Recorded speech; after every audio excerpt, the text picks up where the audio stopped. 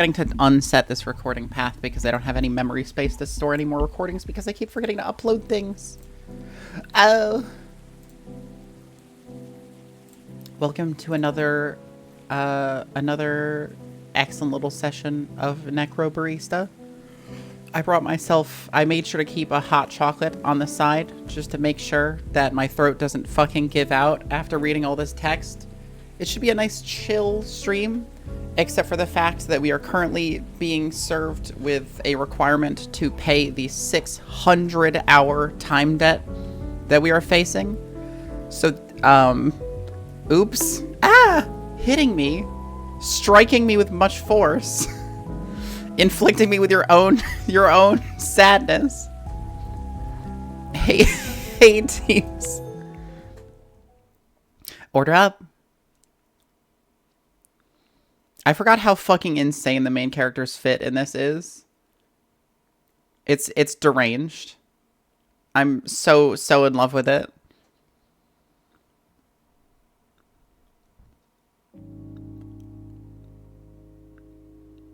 This shouldn't be a depressing memory for any of us.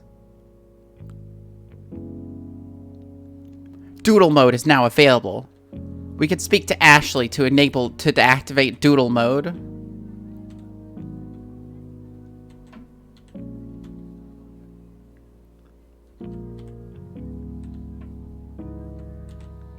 Enter doodle mode.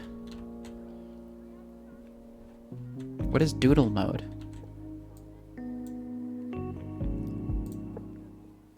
I have to know what doodle mode is.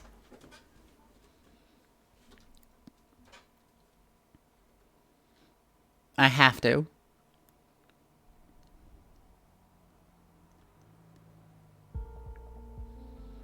You can draw a face for each Ashling. Whenever an Ashling appears throughout the game, you'll be able to see your artistic masterpiece. Let's go. So we have Kepler, Jacoby, and Lovelace. I know this is like a reference to Ada Lovelace. This is a reference to Johannes Kepler. I don't know who Jacoby is.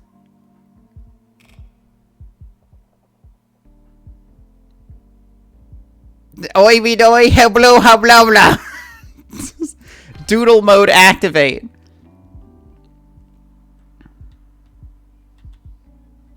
Oh, I have a controller connected. No. None of this. Okay. Okay.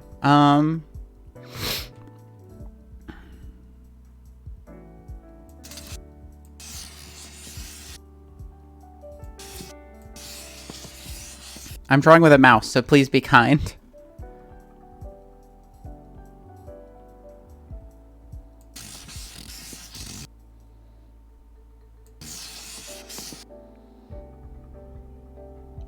If SpongeBob has taught me anything, it's that these will totally not be evil. See, that's good. We know that it won't be evil.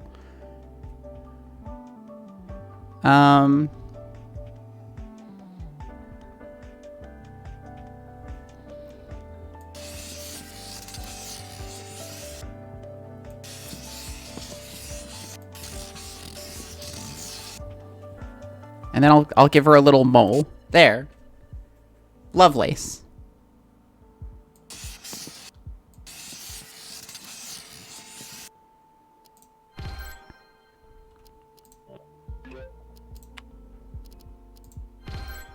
Okay.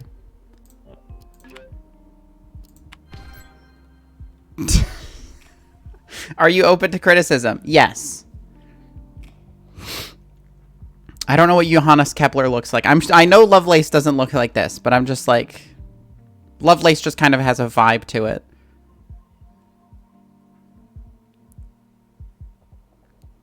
Johannes Kepler. What did he discover? I have to look up Johannes Kepler on the... No, I'm just kidding. You smell. It's been a long day, okay? I worked a long day at the cafe today. Leave me alone.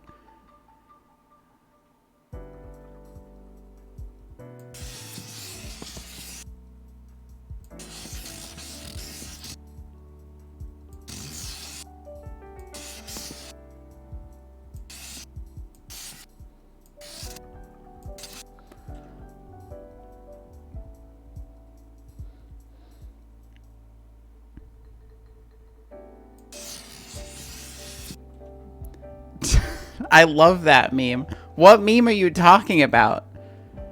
Have a little fucking monocle. There we go. A little monocle for you. That looks so fucked up. No.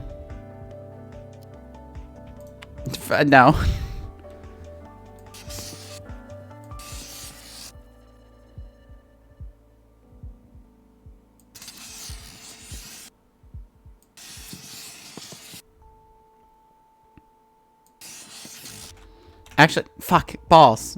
Okay. How about big circular glasses? Let's go with that.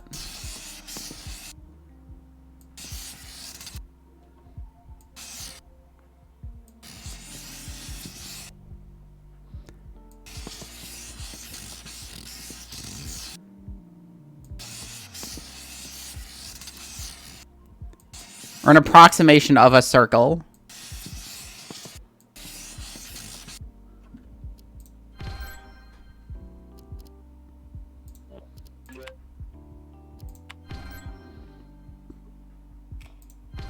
And then Jacoby gets a little face.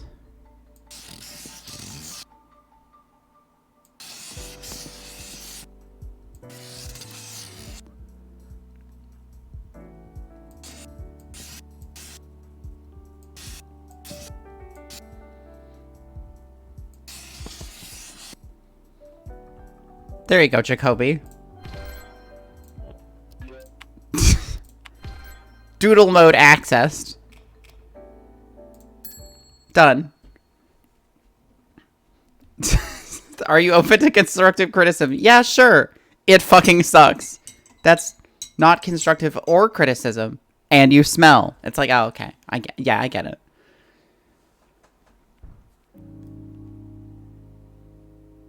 This shouldn't be a depressing memory for any of us. Especially not with all the faces I've drawn.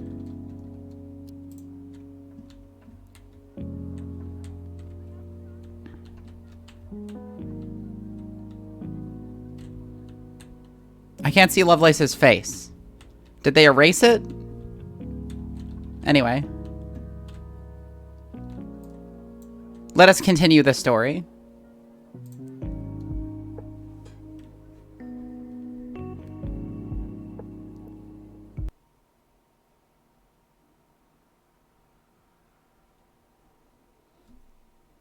Creature. Agreed. All the Ashlings are fucking little guys. Little creatura. Purple beast. That is me. I'm pointing at myself. That's me. I'm the purple beast. Alright, I forgot I have to click to progress. Day 2, 12 p.m. The terminal.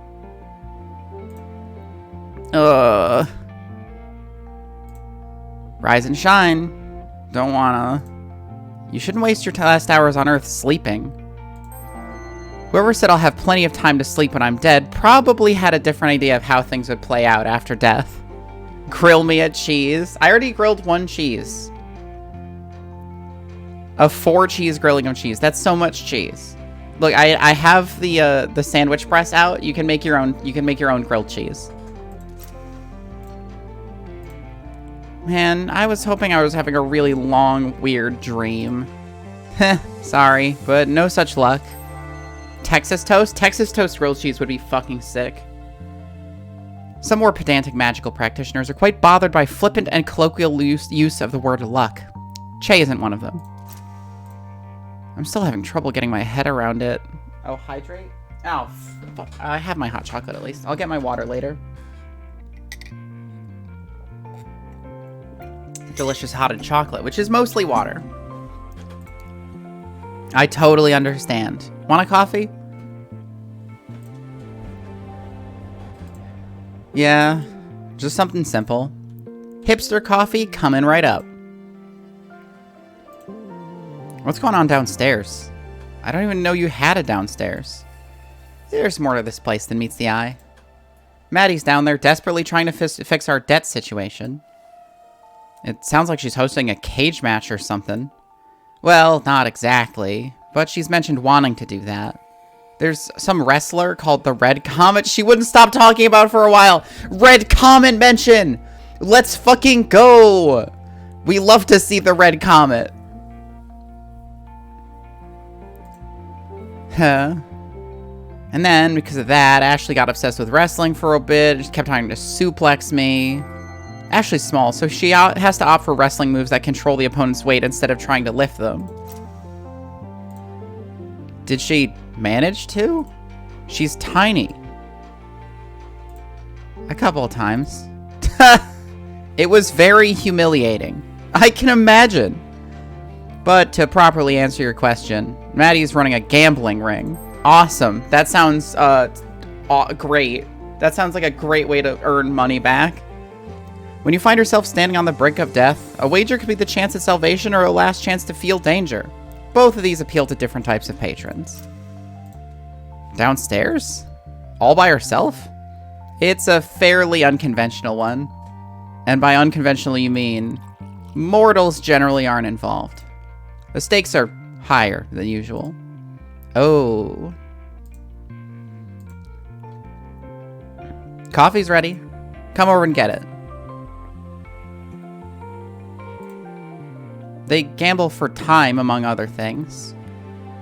You don't sound like you're a huge fan of the idea. I'm not. It's undignified. I mean, as long as Maddie's not in danger, shouldn't it be fine? The council doesn't like it. They turn a blind eye because we don't cause trouble otherwise. But I'd rather not have to worry about bad things coming our way, because Maddie refuses to approach the problem from a different angle. And by the problem, you mean the dead, yeah? I was pretty drunk, but I think I remember Maddie storming off after Ned turned up. Yes, I'm a bit worried about her. Wish I could help. You all seem pretty nice. So you know how you could help? Leaving early. That would immediately give them some time. I'm just saying, by leaving early, you are giving them more time. Like, you are directly giving them additional time by leaving early and not taking up more of their time. The thought's appreciated. Maddie will figure it out eventually, though, I'm sure. She just needs time. Hey, thanks for the coffee, by the way. I just realized you haven't actually made me pay for a bunch of them. How'd you expect to pay for them?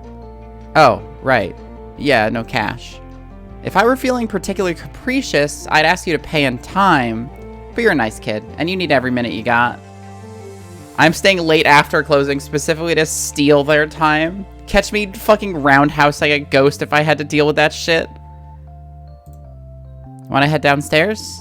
I can see your eyes darting to the stairs. I'm not going down, but I'm also not gonna stop you. Yeah, if that's okay. Go on then, I'll stick around up here. Catch you in a bit. Let's see who's gambling for time down there.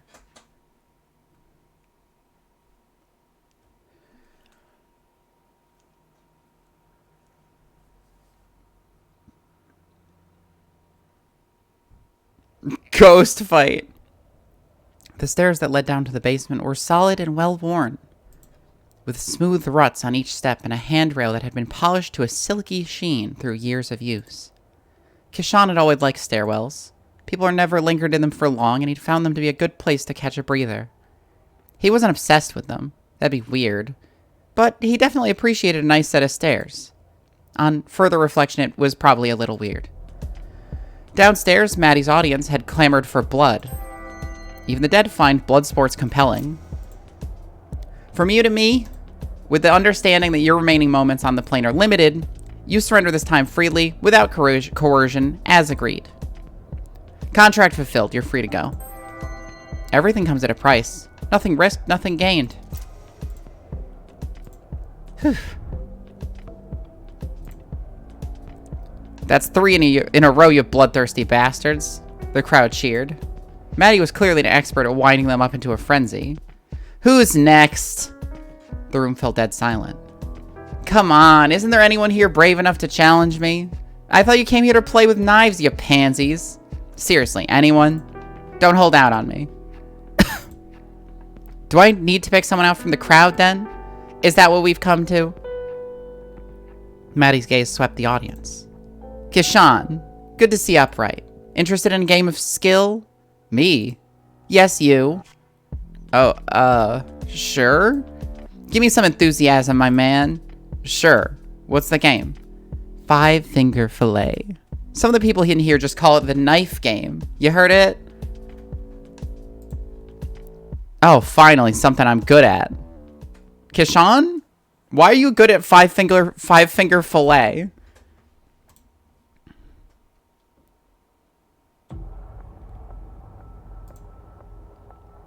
You got a lot of knives in this place.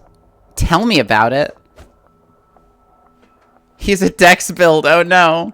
Damn, this thing has a good weight to it. Of course, we wouldn't make you compete with an inferior tool. What? Sorry, I was waiting for you to segue into calling me an inferior tool. Shit, that was low-hanging fruit, wasn't it? Next time, mate. Sure. Kishan did another experimental slash, and this time it made an audible whoosh. The spectators oohed and awed. But this wasn't for them. He knew that he only had one shot to get accustomed to the blade. You done showing off? Nothing wrong with putting on a little show. Sounds like you're stalling for time. Getting cold feet, perhaps? Not a chance.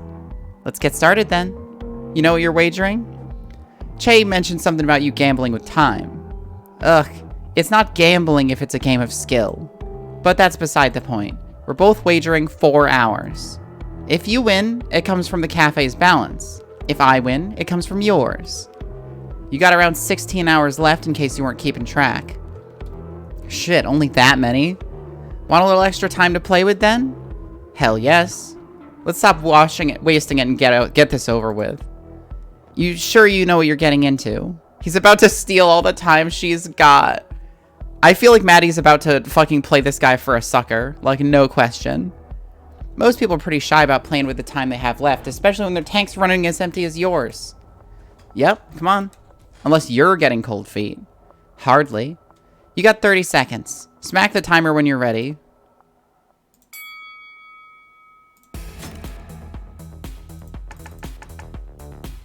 The crowd cheered, and then Kishan fed off their enthusiasm. In response, Maddie leaned back and tapped her finger on the table, feigning impatience. He met her eyes, grinned, and continued his performance. His stabbing motion got faster as he went, the point narrowly missing each of his fingers. Stabs, strong enough to drive the knife a millimeter or two into the table, were good if you wanted to put on a show. And, of course, giving the spectators a show was part of the fun. You might be going fast enough to put on a show, but you're not going fast enough to win. How'd I do? 16 sets if I counted correctly. Whoa. I couldn't do 16. That's how many Maddie beat me with. Is she gonna lose? Nah, she's gonna kick his ass. Feeling good about that result? Certainly am. Rightio then. Watch closely. Oh, I will. 16. 1. 3. 7. 11. 15.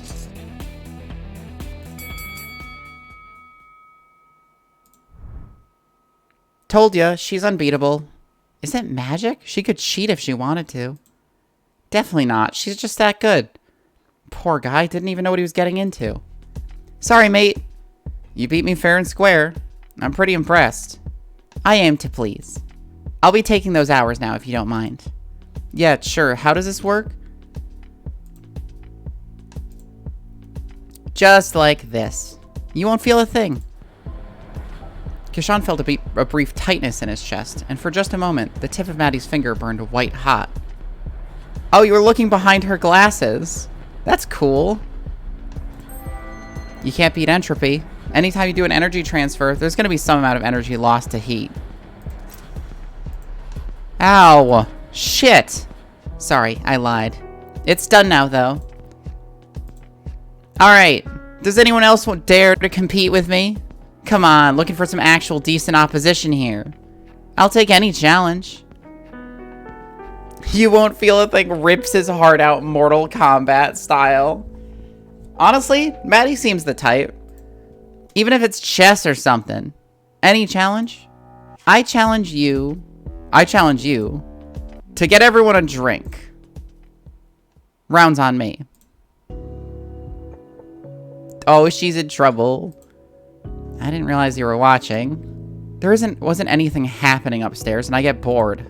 Right.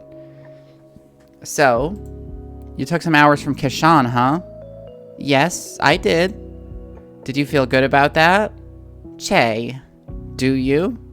I won them fair and square. He didn't know what he was getting into. There's an obvious power imbalance here that you're exploiting. Che doesn't want to let you forget the responsibilities that come with power. He knew the rules.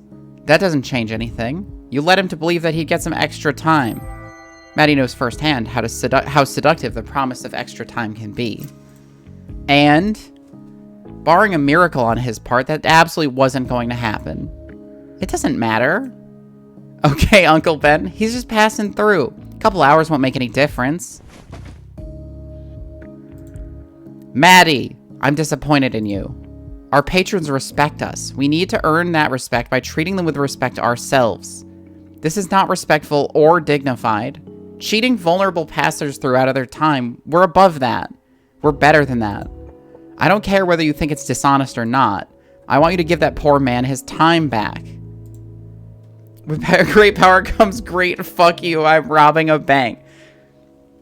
I am surprised that she took it from Kishan, but I suppose she is actually fucking desperate, given that she's 600 hours in time debt.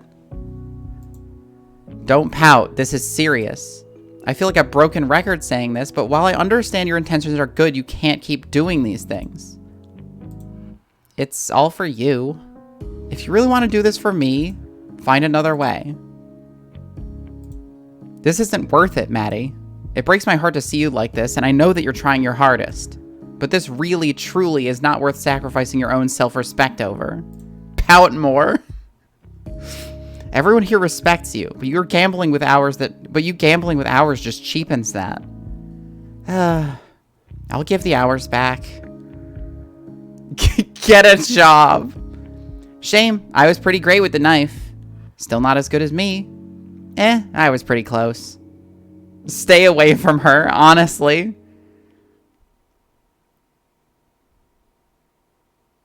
Her fucking eye model is going over her glasses. Interesting.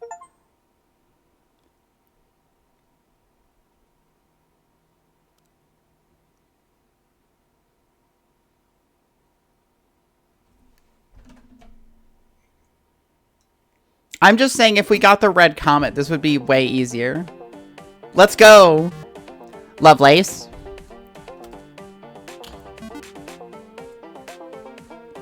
Yes. What form did you have before being reborn? I think I was a crab. Come on, I'm being serious. Ashley wouldn't harvest spirit liquid from a crab. You're assuming an awful lot about how squeamish she is. As far as I can remember, I lived above streets next to the sky.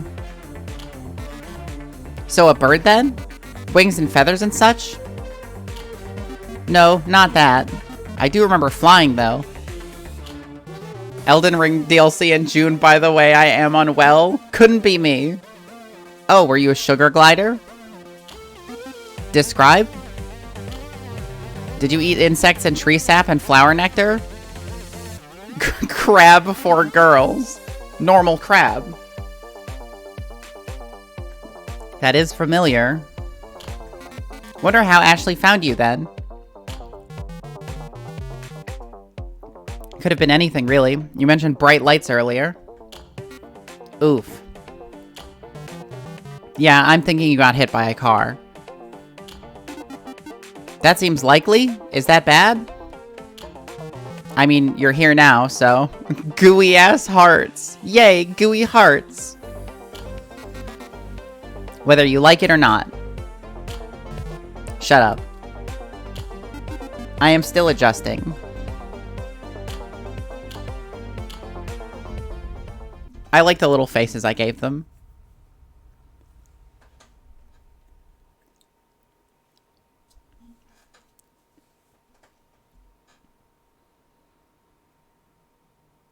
I'm out here designing faces for scientists like I'm an artist for fate. Look at you turning into a responsible human being. Studio mode is now available.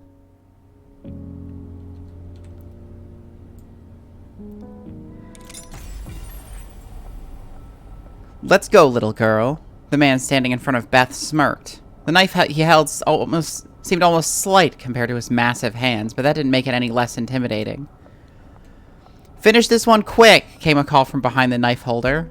3 men stood behind him, wearing expressions which ranged from amused to bored. Beth felt her palm getting sweaty, and loosened her grip on the knife in her right hand, sliding her thumb along the guard to reassure herself that its shape hadn't changed since the moment she picked it up. Take your friend's advice, Beth said to the man who was menacing her. Finish this quick. After all, I'm just a little girl. Well, as little as any 15-year-old girl could be. Can do, said the man, and he drew his knife up for an overhead swing. The man's movements suggested he didn't know how to use a knife. Not really. He was swinging the knife like he'd swung a fist, like he was trying to bludgeon her with it. Like he'd never really used a knife before. He was stupid. Mercifully stupid. She tried to reassure herself of that fact, trying not to lose her resolve. He lunged toward her as he brought the knife down, and Beth raised her left arm. She felt the edge of the knife hit her skin, but the impact of the blow caused the man to lose his grip on the knife. An opening. Beth grabbed the attacker's knife arm and pulled him toward her while thrusting her own knife towards him at chest level. She drove the knife into the man's chest with all the force she could muster, and he fell to the ground and gasped as Beth released her grip on him. The man lay on the ground and put a hand to his chest, moaning. Son of a bitch! You doing okay down there? Said Beth. The man sat up and patted his chest. I didn't expect to lose to a girl. No, said the man. Well, that too, but I didn't expect it to hurt this much. These rubber practice knives are no joke, said Beth. If I'd stabbed any harder, I might have broken a rib. The man stood up. You got a name, girl? You can call me Beth, she said, extending a hand. He shook it with a look of hesitation. I'm Kyle. I gotta say, Beth, that was kind of a cheap trick. How do you mean? Said Beth. I mean the way you blocked my knife with your arm. It just bounced right off. You couldn't do that if we were using real knives. He's right, said one of the spectators. Not really a fair fight with rubber knives. I'd like a rematch, said Kyle. Yeah, said one of the spectators. Rematch. The others began chanting along with him. Rematch, rematch, rematch. A voice thundered from above. I thought I told you guys to keep it down. Everyone spun around to face the stairs leading up to the ground floor. Maddie was leaning over the railing of the staircase with a stern look on her face. She tapped a poster on the wall. Beth took a moment to glance at the sign. Fight Club rules. 1. Don't quote Tyler Durden. 2. Seriously, no Tyler Durden quotes. 3. Always assume your opponent is mortal. Practice weapons only. 4. Be considerate to other guests. Keep noise to a reasonable level. We don't have many rules here, said Maddie. Please don't make me kick you out of the basement. Everyone else in the room cast their gaze downward, looking ashamed with several mumbled apologies. Maddie nodded and climbed up the stairs, content that she had made her point. Seriously, though, said Kyle, not really a fair fight without real knives. Beth walked over to the edge of the room and lifted a rug, revealing 2 steak knives. Several whispers erupted from the small crowd. Where'd you get these? Asked Kyle. I swiped them from upstairs, said Beth. They're not exactly combat gear, but these blades are fit to cut through flesh, whether it's cooked steak or a human arm. Beth held one of the steak knives by the blade, presenting its handle to Kyle. We already broke one rule tonight. How about breaking another one? I won't get hurt, said Kyle. I mean, I can still feel the pain, but I'm not afraid of getting stabbed. Neither am I, said Beth. But don't say you're ready for this if you're not ready to bleed. She turned the knife over in her hands, pressing her thumb against the tip, just enough to draw a single drop of blood. Kyle grinned. Do I look like I would be here if I was afraid to die?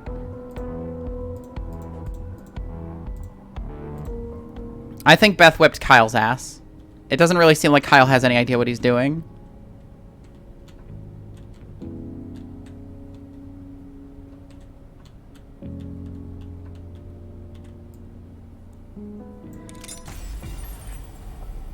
Kishan's footsteps echoed in a way that startled him. Were his footsteps always so loud? Perhaps it was just the contrast with the surrounding environment, which seemed completely silent, that made his footfalls seem so jarringly loud as he walked along the catwalk. What even is this? Hey, no men.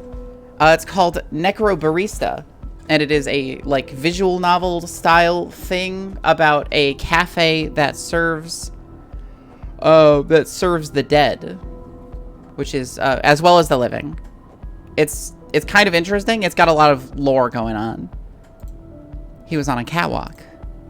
Why was he on a catwalk?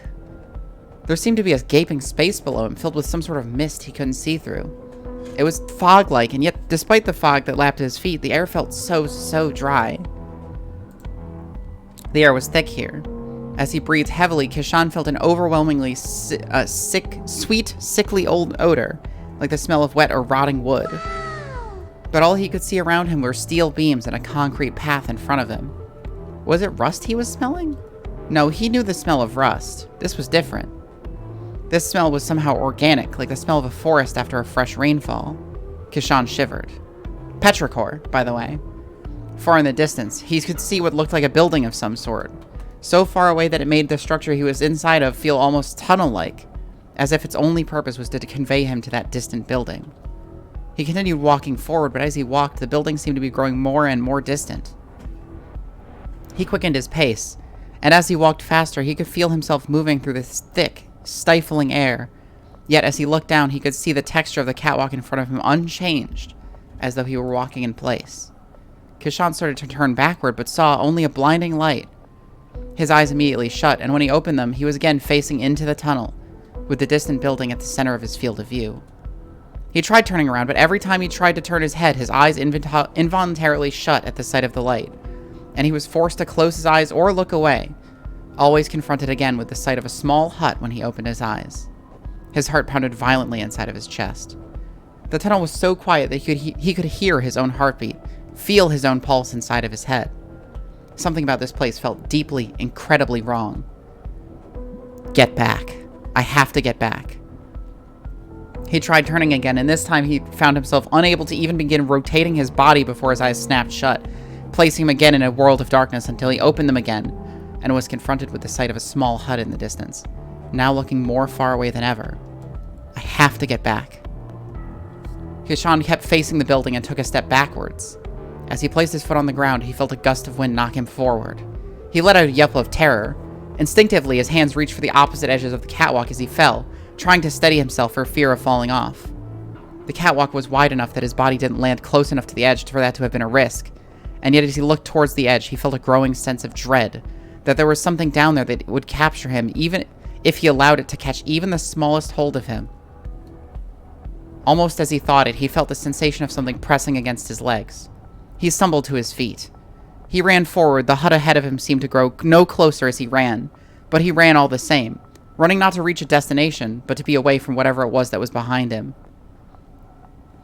Moments ago, his only thought was an overwhelming desire to turn back, a worry that he was somehow trapped in here. But now that worry was replaced with an overwhelming sense of dread that propelled him forward. He had been pushed forward by something. Something was behind him. Kishan leaned forward and ran. He was no runner. He often found himself winded when forced to climb more than one flight of stairs. And yet he ran and felt no sense of tiredness holding him back, no need to catch his breath. Maybe it was the thick air out here that somehow never allowed him to run out of breath. Maybe it was the fear of whatever was behind him that was that strong. Kishan felt the air stinging his eyes as he ran. By now he was running so fast that the thick air felt like a hot wind on his face. Tears began running down his face, but he couldn't find it in him to raise a hand to wipe at his eyes. That would mean slowing his sprint. So he closed his eyes, fully aware that he was running down a catwalk that had no handrail on either side. At this point, he didn't care. He ran and ran. Long after the tears on his face had dried, Kishan realized that he could hear only the sound of his own feet as they struck the catwalk. He couldn't even hear the rush of wind, even as it seemed to buffet his face. There were no sounds of anyone or anything pursuing him. Perhaps there was no pursuer at all. He allowed himself to open his eyes and look down. He looked over his shoulder. This time there was no blinding light, only a distant glow, like the light at the end of a long tunnel. In a way, it was the light at the end of a long tunnel, and in observation of the dim glow of the distant light, Kishan suddenly realized just how far he had run. He turned around and saw the building right in front of him. It had windows that were covered with the same fog that covered the ground around him. Kishan reached for the door handle. He half expected it to be locked and felt a moment of panic as the handle bowed under the pressure of his hand. Was he ready to face whatever was on the other side of that door? Did he even want to enter? Did he have a choice? What was it that awaited him on the inside of this building? Answers or more baffling questions? Kishan looked down the tunnel and suddenly felt cold. Whatever this place was, he needed to escape it, and the only form of egress that seemed available to him was the door of this building. He leaned on the handle and felt the door swing open. And presumably that was him entering the cafe for the terminal for the first time. And then there's one more. Billiards 2. You know, kid, you got style. Brad perked up.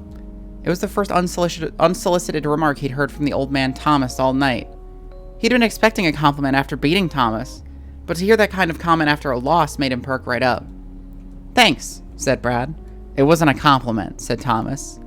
And just like that, Brad's mood came crashing down. Thomas continued.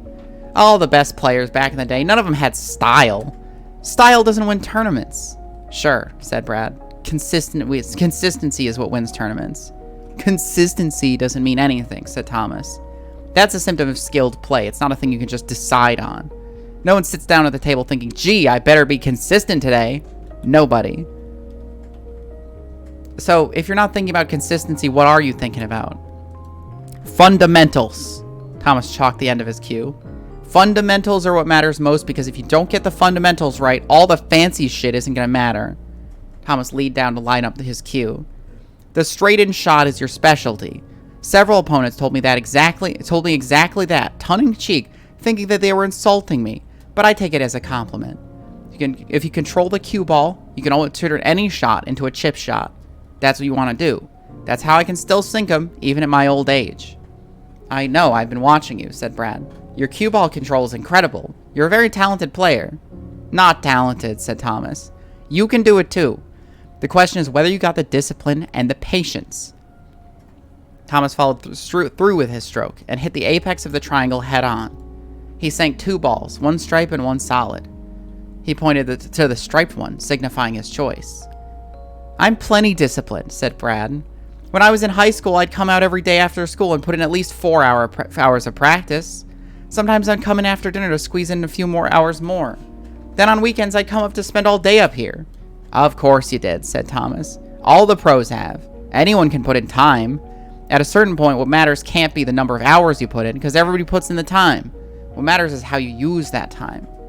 And it seems like you spent a lot of time practicing trick shots. Thomas lined up and made several practice strokes. Brad found himself getting annoyed with Thomas. Brad knew better than to try to talk to Thomas when he was lining up his shot. That was bad etiquette, and just bad sportsmanship, plain and simple. But it kept him from offering timely retorts to Thomas's statements. It was bad sportsmanship, Brad decided, to talk to an opponent in a situation where etiquette forbade him from responding. Thomas finally took a shot and sunk a solid-colored ball, but a bad bounce put the cue in the pocket with it. Brad sighed with relief as he took control of the ball, and with it, control of the conversation. You're right, it takes a lot of practice. Brad lined up a shot, aiming at one of the balls in the opposite corner. If he could get the angle just right, he took the shot and the cue ball knocked one of the striped balls into the back left pocket before ricocheting and hitting another ball into the back right pocket, a clean double. Brad tapped the table with his cue as if to emphasize the shot he had just made. You don't learn how to do shit like this overnight. That's a nice trick, said Thomas. Now can you do the same thing 10 times in a row without messing it up? No, said Bad. Said Bad? It's a hard shot, about a 10%er for most people. But I'm good. I can get it 30-40%. A 30% shot isn't worth taking, said Thomas. If I offered you a coin flip bet with a weighted coin, would you take it? No, of course not, said Brad. And yet you take the low percentage shot. I make it a higher percentage shot, though, said Brad. Yes, and I'm sure you look like a big hero by doing it. And when you miss, no one calls you on it because defensive shots are boring, said Thomas. I can play defensively, said Brad. But you don't win games by playing defensively. Of course not, said Thomas. There's nothing on the scoreboard that lets you tabulate the places where you denied your opponent a point. Brad was angry now, and he began lining up his next shot, just so he wouldn't have to hear the old man talk. Some players might get tilted in a situation like this, but Brad played better when he was emotional. Whether it was that made him play better under pressure, whatever it was that made him play better under pressure also made him play better while angry. He couldn't even think about the shots he was making. He was operating on pure instinct, and conscious thought, the thought that was chased away by anger, was only a distraction. Brad tried for another double. He missed the second ball, but one was enough to set him up for a triple bank shot, which he followed with another shot that he put a spin on. He didn't even need to curve the ball around anything. He just wanted to show Thomas that he could do it reliably. Fortunately, he didn't get punished for it. His last shot placed one of Thomas's balls between the black 8 ball and the white cue ball. Brad knew that he could sink the shot easily by hitting Thomas's solid into his stripe, but he was on fire and he wanted something flashy. He struck the cue ball's base, driving the leather tip of his stick into the table, and it bounced the ball up and over Thomas's ball, hitting his own and sending it into the pocket. Twink, your poor throat. I know, it's a lot of reading in these. Oh, let me get my water. I'll be back in just a sec.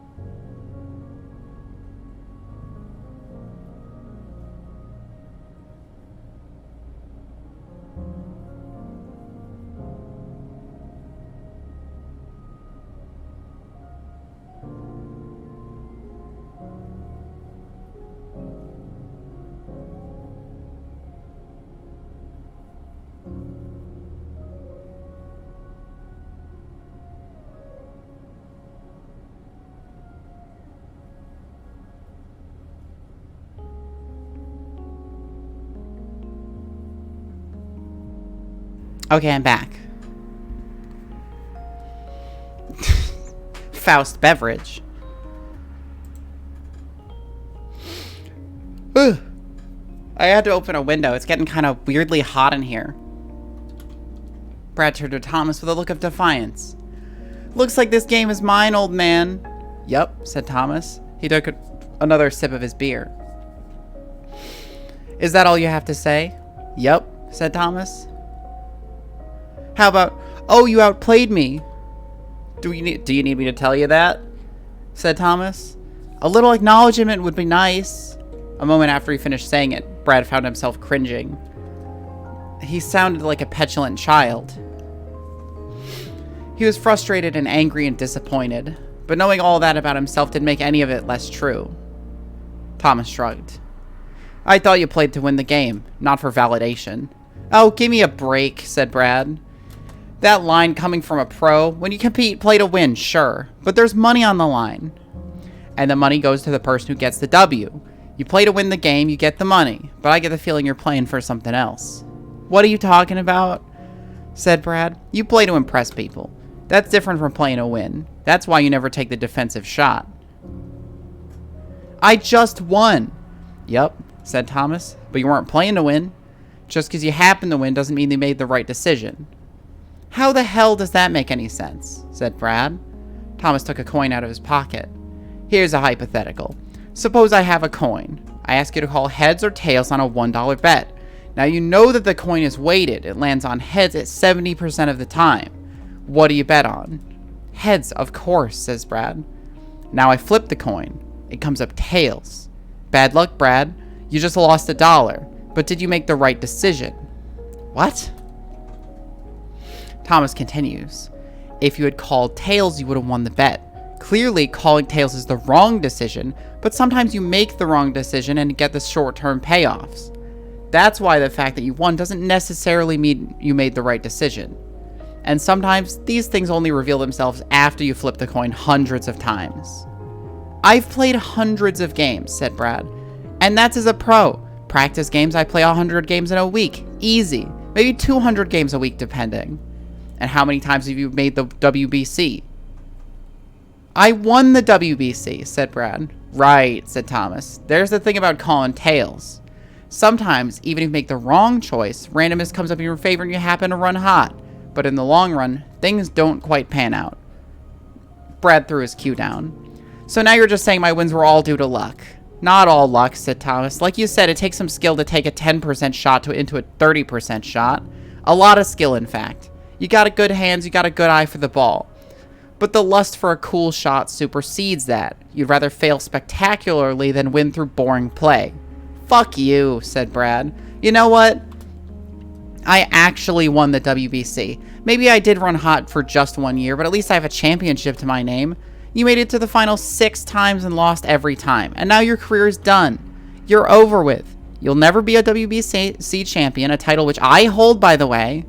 You're right, said Thomas. I don't mean to knock the high variance approach. Maybe that's what you want. You win once and then burn out. Yeah, that is what I want, said Brad, annoyed to find himself agreeing with Thomas. What have you done with your life since retirement, old man? Ever done anything wild? I bet I've lived more in one night than you have in your entire life. I'm happy with the way I spent my life, said Thomas. No regrets. His eyes softened. Can you say the same? The question should have come as a challenge, but there was something in Thomas's eyes as he looked at Brad that made it feel even worse. Thomas's expression wasn't one of antagonism. It was one of pity. Brad knew deep in the pit of his heart that Thomas wasn't doing it to attack him, and that made it sting even worse. Brad started to say something, but found himself choking on a lump in his throat, and as he reached up and felt wetness on his cheeks, he realized he was crying. Damn, Brad and Thomas got some shit to work out, I guess. Anyway. I gotta find out what the studio thing is. Cellar staff only. This is very closed.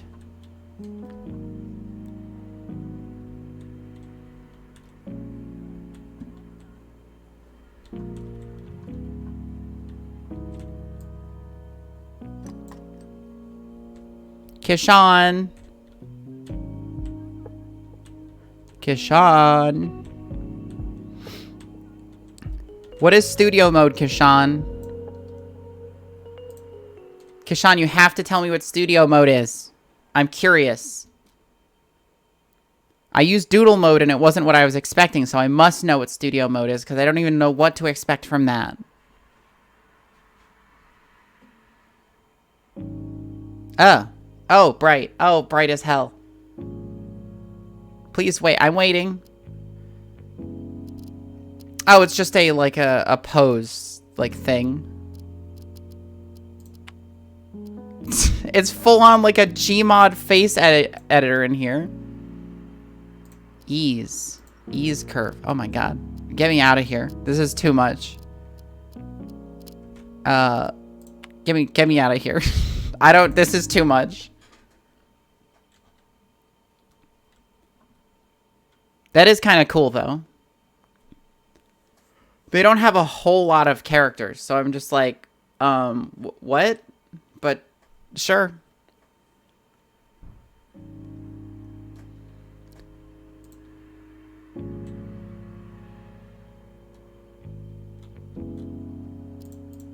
Okay.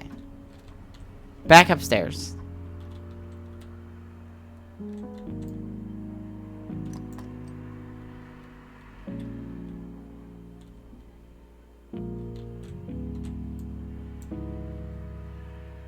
Damn, Maddie's, fucking happy as hell right now.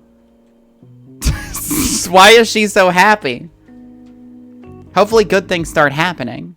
It's been pretty much all bad recently. Well, with the dead and everything. But maybe it's turning around. Maybe.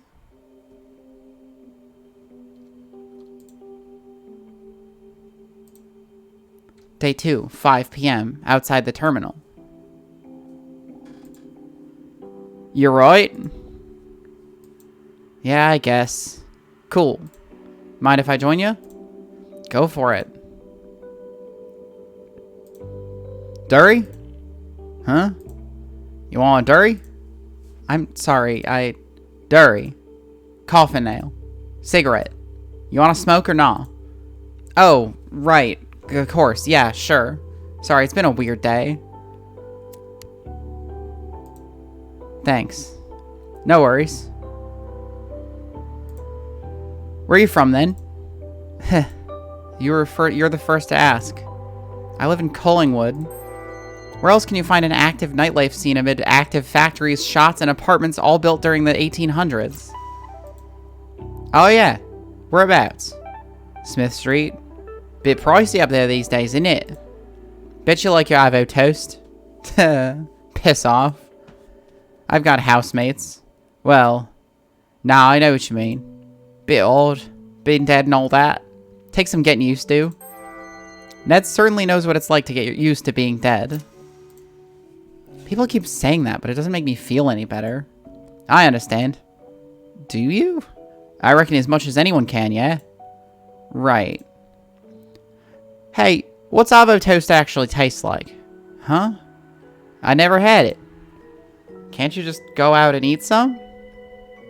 Avo toast. There it is. $11.60. That is fucking pricey as hell.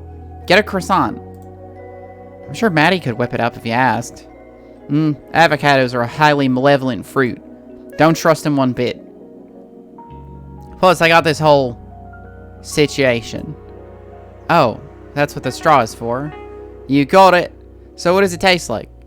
I don't know, like avocado and toasted bread? Avocado's kind of cold and mushy, but it's got a good taste. It tastes like grass. You can't fucking lie to me. I've tried it. Like peas? Definitely better than mushy peas.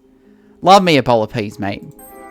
One famous Australian outlaw requested peas with a bottle of wine for his last meal before he was hanged. That's fucked. What, because they're the only thing you can eat through a straw? Watch yourself. Gonna zap me with your death council powers? First off, it's the Council of Death, not the Death Council. They're totally different things. Secondly, you really think that's what we do? Walk around shooting lightning out of our fingers?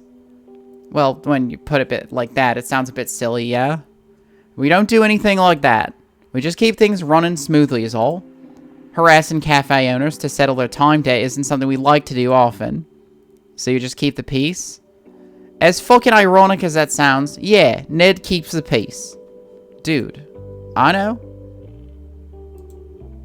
Want another? Sure.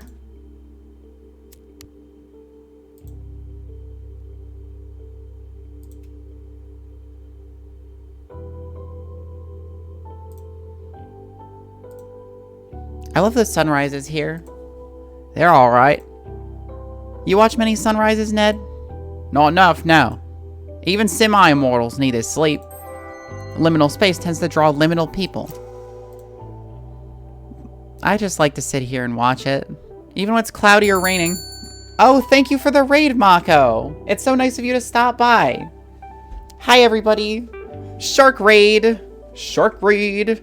Hey, everybody. We're playing Necrobarista, which is a game, a visual novel type game about running a cafe for both the dead and the living in Australia.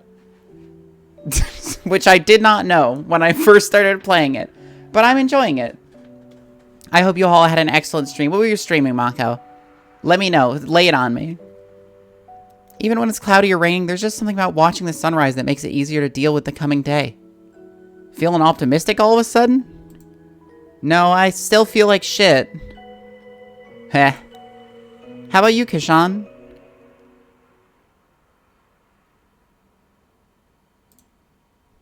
Oh, is he going? Is he disappearing? Kishan? We're playing some Starbound. Ah, I see. I heard that game is kind of empty. But I mean, if you're enjoying it, you're enjoying it. I don't feel great.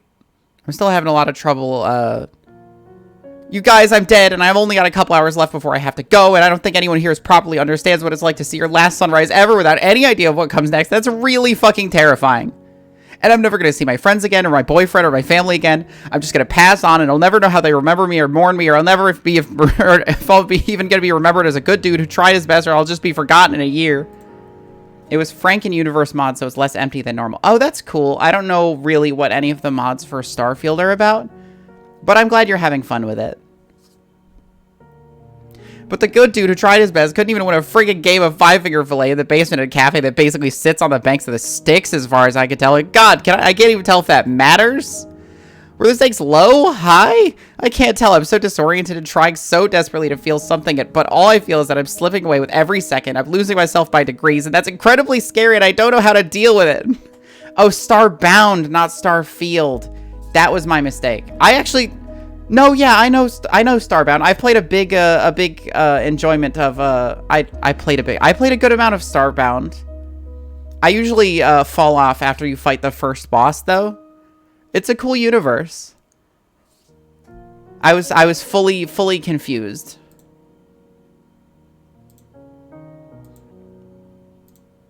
Yeah, fair cop. I actually came out to apologize for that. The game. Oh, for God's sake, Maddie, have you been gambling again? Can it, Ned? Kishan, I shouldn't have taken that time from you. You took it fair and square. I don't feel like I did, so I'm giving it back. Believe me, I'm as surprised as you are. I don't usually do this. What's different this time? That's my business. I can't believe you're still swindling people out of hours to try and fix your debt. Dude, I know. It's bloody undignified, and a clear violation of the rules. I will banish you right now, my man. I thought you stopped pulling that crap once you took ownership of the cafe from Che. You really think doing this is going to help you pay this debt? Yes, absolutely. And if you got any bright ideas on how to do it otherwise, I'm all ears. We should have never granted you and Che the license to practice. The actions of reckless necromancers make pretty good case for the importance of occupational licensing. You obviously failed to be responsible with them. You really think we wouldn't be doing it if we didn't have the licenses, Bushman? Given your history, the hypocrisy on display here is astounding. That's all behind me, and you know it. I've been working on doing some good for the last 100 years. With the council? Really? Yes, we maintain the balance. You know why that's important? Sure do. I don't need you moralizing at me from your ivory tower. Give it a rest, guys. But I'm pulling the Last Day on Earth card. Quit it.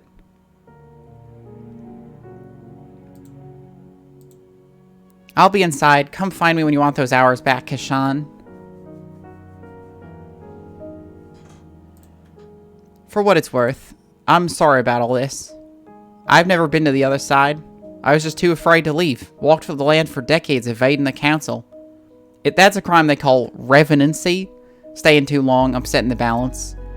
But in lieu of booting me straight to the next place, Ned may have forgotten some of the sins of his past, but he's pretty sure he wouldn't be going to heaven. Or some sort of eternal punishment. The council offered me a job. Sorry, that's all stuff you don't care about, I suppose.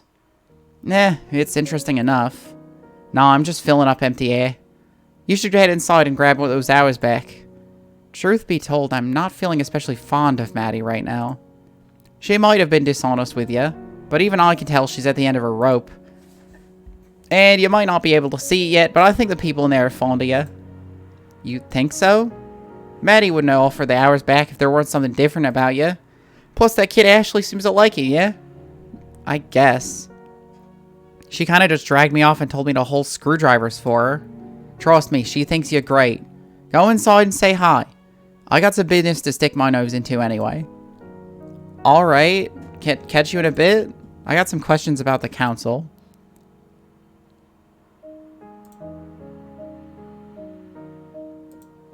Of course, won't be out for long. Later, mate. Hey. Yo. You want those hours back? I guess so. It's only 4 hours. I don't think it'll make that much difference. If it's okay, I'd prefer that you have them. Ashley's been enjoying having you around. Just Ashley? And me too, I guess. You'd seem pretty reluctant to admit that, my dude. Don't psychoanalyze me. Sit still for a minute. Alright, lay your hand on mine and place your index finger at my wrist. This a part of your ritual, or just an excuse to hold hands? Shut up. Thanks. Watch carefully, and no matter what you do, don't move your hand. There's usually a binding spell I use to make sure that doesn't happen, but I've run out of the regents required, and you probably don't care about that. True. Alright. Yep. I give this time freely and without coercion. As above, so below. I maintain the balance. Ow. I maintain the balance. Kishan, you weren't supposed to move your hand. That's it. How do you feel? I actually feel a lot better. I feel less itchy? Yeah, we weren't kidding about that yesterday. As you linger, you begin to upset the balance, and as I understand, it doesn't feel good. Right. Yeah. Why does Ned get to stick around then? Does he just ignore it? The Council are a special case. They're more similar to demigods or demons than they are to us. That's fascinating. Tell me about it. I'd have joined ages ago, but they're all uptight dicks. They don't seem so bad to me. That's because you've not run into any of their ridiculous rules. A bunch of bloody regulations on manipulating life force and certain standards on the treatments of spirits. There's got to be a more inclusive term than human rights for all of the not quite human entities that are floating around. Is that why you gave me the hours back? Because Ned realized you broke the rules? No, that was all within the guidelines, despite his blustering. I gave them back because I felt bad. That's all. Oh, neat. So you pity me. I love that. I'm actually really into it. No, dude, it's not like that at all. Nah, you don't need to clarify. I get it. Seriously? Last day on Earth. Moving on. Fine, sure. I'm sorry. Sorry, I gotta serve this customer. I'll help. Really? It's probably not a two-person job. Sometimes, two people working on a task will be less efficient than one. Sometimes, Kishan doesn't care. Yep. Come on.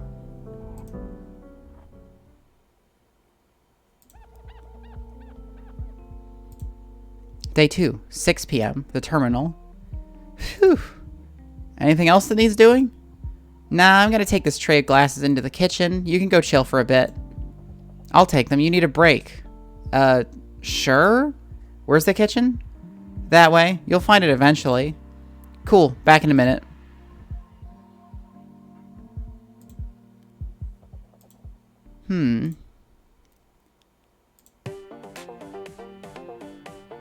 Chess moments. Your pawns are nothing compared to the raw power of my castles. Rook and Castle both offer protection for the defending team, but Rook seems to be more popular. Nothing! Yeah? What's this then? Ugh! My castle! Brought low by my own hubris! No, it was just a pawn, and maybe a little bit of hubris. When Chase sees Ashley thriving, it's hard for him to feel like he's doing the wrong thing. Maybe that makes him overconfident, and maybe it makes him just the right kind of confident. Bishop. Knight. Ah! Your other castle, and check. Check, you say? Oh, I didn't think of that. You activated my trap card. Wrong game. That's the wrong game, Ashley. Oh, hey, Maddie, come check this out. I tricked him into a false sense of security. Oh, man, that's embarrassing.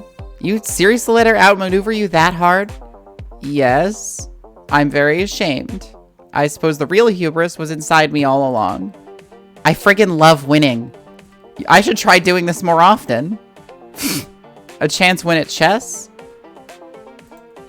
Could grow into a big winning streak, you know?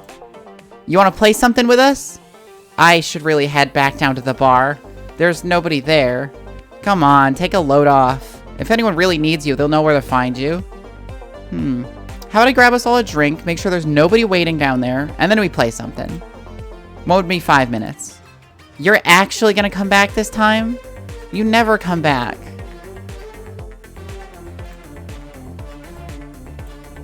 I'll come back. Promise. Why don't you pick out a game while I'm gone? Let's find something, Ashley. What do you feel like playing today? Something. Something with lots of dice. The past tense of die is died. The plural of die is dice. dice it is. We'll see in a minute, Maddie. Why is everybody throwing up Maddie death flags?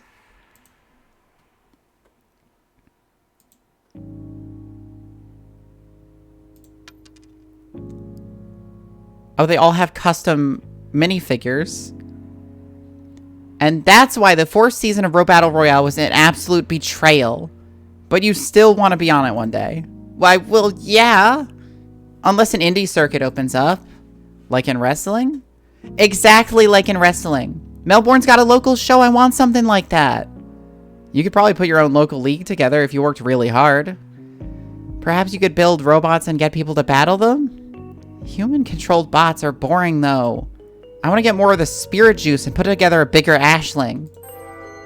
Spirit juice. Veteran necromancers will advise that spirit juice is not something to play around with. Masters know that playing around is the best way to learn. How big? I think I'll start at car-sized and then move to a bus-adjacent form factor. I'm not sure we have enough to power one of those. You have to get Maddie to source you a large amount of it. We need liters of it at least. That'd be super cool. Didn't you say it was illegal, though? Well, technically. But what Ned doesn't know won't hurt him. He'd lose his head if he knew half the things we're doing around here. I don't know. He seems fairly lenient with you, right? Yeah, he wasn't always like that. Long time before you turned up, he nearly shut me down because I... Would you believe it's because I sheltered a criminal? Ned nearly had you shut down because of that? Am I thinking of the same criminal you are? Trust me, the irony was apparent. I found it very, very funny. What sort of criminal were they? Just a minor demon on the run? Most demons aren't lucky enough to find someone as welcoming as Che, especially the ones that haven't had a chance to make a name for themselves. I don't know what she did to get a price on her head. I just took her in when she stumbled through the door, dripping blood everywhere. That's metal. It was extremely metal. How long did you manage to hide her for? Oh, not too long. Maybe 6 weeks. Time flew by, if I'm being honest. Why is that? Was she from the clock realm? No, nothing like that. We, bonded. Magically? How'd you do that? I thought I heard you telling Maddie that sort of thing was impossible between beings on this plane. No, not magically. We were, lovers. Oh no, this guy fucks. I didn't want to know about that. Ew. Yuck. Ew. Happier days. I love hearing about when you were young and reckless. Gosh, what do you think I am now? Old and boring? Definitely old. Despite myself, I must say you're definitely not boring. There's that patented Maddie charm. You know me, I'm full of them. Oh yeah. Charms. Hexes. Curses. That's all on your account, old man. I won't deny it. Hey, Maddie? Hey, dude. Having trouble finding the kitchen? Yeah, I, couldn't. I checked everywhere. It's just behind the bar, man. You can't miss it. I told you I checked everywhere. You're not catching my drift. It's just behind the bar. You can't miss it. Have another look. It'll be there this time. Sometimes you gotta remind the quantum hallways that they exist. Fine. How long are we gonna keep him here, Maddie? Oh, we're keeping him? No, we're not keeping him. I'm gonna let him stay as long as he wants. He'll leave on his own accord at some point. You feel sorry for him? Weirdly, yes. I don't usually get attached to customers, but he's a good dude. I like him. Do you like him because he's nice, or because he was good at passing your tools over? Yes. Don't get too attached. He's not going to be here forever. Well, duh. I know how it works. I'm going to enjoy having him around, just like you taught me. Don't cry because it's over. Smile because it happened. Ashley, that's from the motivational calendar I threw out last week. I never said that. Same. I'm used to people moving on at this point. I can deal with it.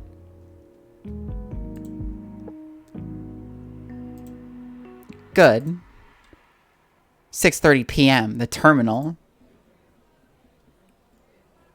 People move around a lot in this cafe. Like, you didn't even spend like 30 minutes up there?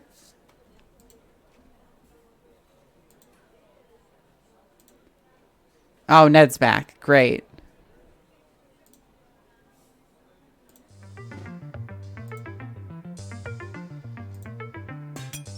Fuck! Fuck! She really did just toss that directly onto his head. You're gonna keep staring at the coffee stain or nah? Yes. Okay, whatever. What do you want from this conversation? F-bomb drop, let's go. I'm an open book as far as matters of life and death are concerned. Yeah, I don't want to go. I know you've probably heard this from, I don't know, 1,000 people or whatever. Given the amount of traffic the terminal gets and how long it's been open, 1,000 people is a pretty low estimate. It's not about staying around for people or wanting to go back to my old life. As wonderful and not stressful as that sounds. Like, I'm not afraid of what lies on the other side. I don't think there's any point to worrying about it until I'm there. I just don't think I've spent enough time here. The cafe? No. All this. I guess you could call it this plane? Roughly speaking, I suppose so. I want to know what you did to be able to stay. Sure. Did Maddie give you those hours back? Yeah? Why? Well, that's a way. You could just find enough hours to stay as a spirit, half there, half gone. But it's a wretched existence. I wouldn't want to live like that. How would you find those hours, though? There's only so many you can get from consenting beings, right? The crafty psychology of gambling aside, you're right, yes. So the question is, how do you do that? How do you create life from nothing? The answer is you can't, Kishan. It's impossible. There's always some sort of balance to be maintained. Everyone who learns to manipulate this fundamental life forces understands that, no matter whether they're doing good or bad things with their skills. Here's the thing, though. You don't need both parties to agree. It's just a social nicety. Something that separates us from, well, people who don't do that. That's where the idea of vampires come from, for example. Those bastards. They're not special or anything, they're just dickheads. Anyway, if you can take life force from people, you can also drain it from animals or plants. But in this business, there's a lot of what we don't or can't understand. One of the things we can't understand is why life force from animals and plants is tainted. It feels gross. If it didn't, everyone would take it, consequences be damned. How are you feeling today before Maddie took the hours back? I felt like I was slipping away. Like my mind was really foggy. It's scary to run when it's foggy. You don't know what you might be running towards. It was really hard to think or put sentences together. Nobody really noticed, though. Typical. Imagine that, but 10 times worse. You're foggy, but there's also something fundamentally wrong. Like your collection of puzzle pieces, they don't quite fit together. Like an engine that's running out of oil. That sounds horrifying, right? So, should I do it? Probably not. How would I stay otherwise? Well, you could always go on the lam, just run for it. But you'd catch me. Not me personally, but yeah, the council would eventually. And that's it? That's my only option? Perhaps. Depends on how you feel about bonding yourself for eternity to a fundamentally neutral arbiter of justice. Slayer moment. The downside of neutral arbiters is that they're never on your side. I have no strong feelings about it one way or another. Smartass. Heh. Would you regret it if you stayed here forever instead of moving on? I don't know. I guess that'd be up to me, right? How do you mean?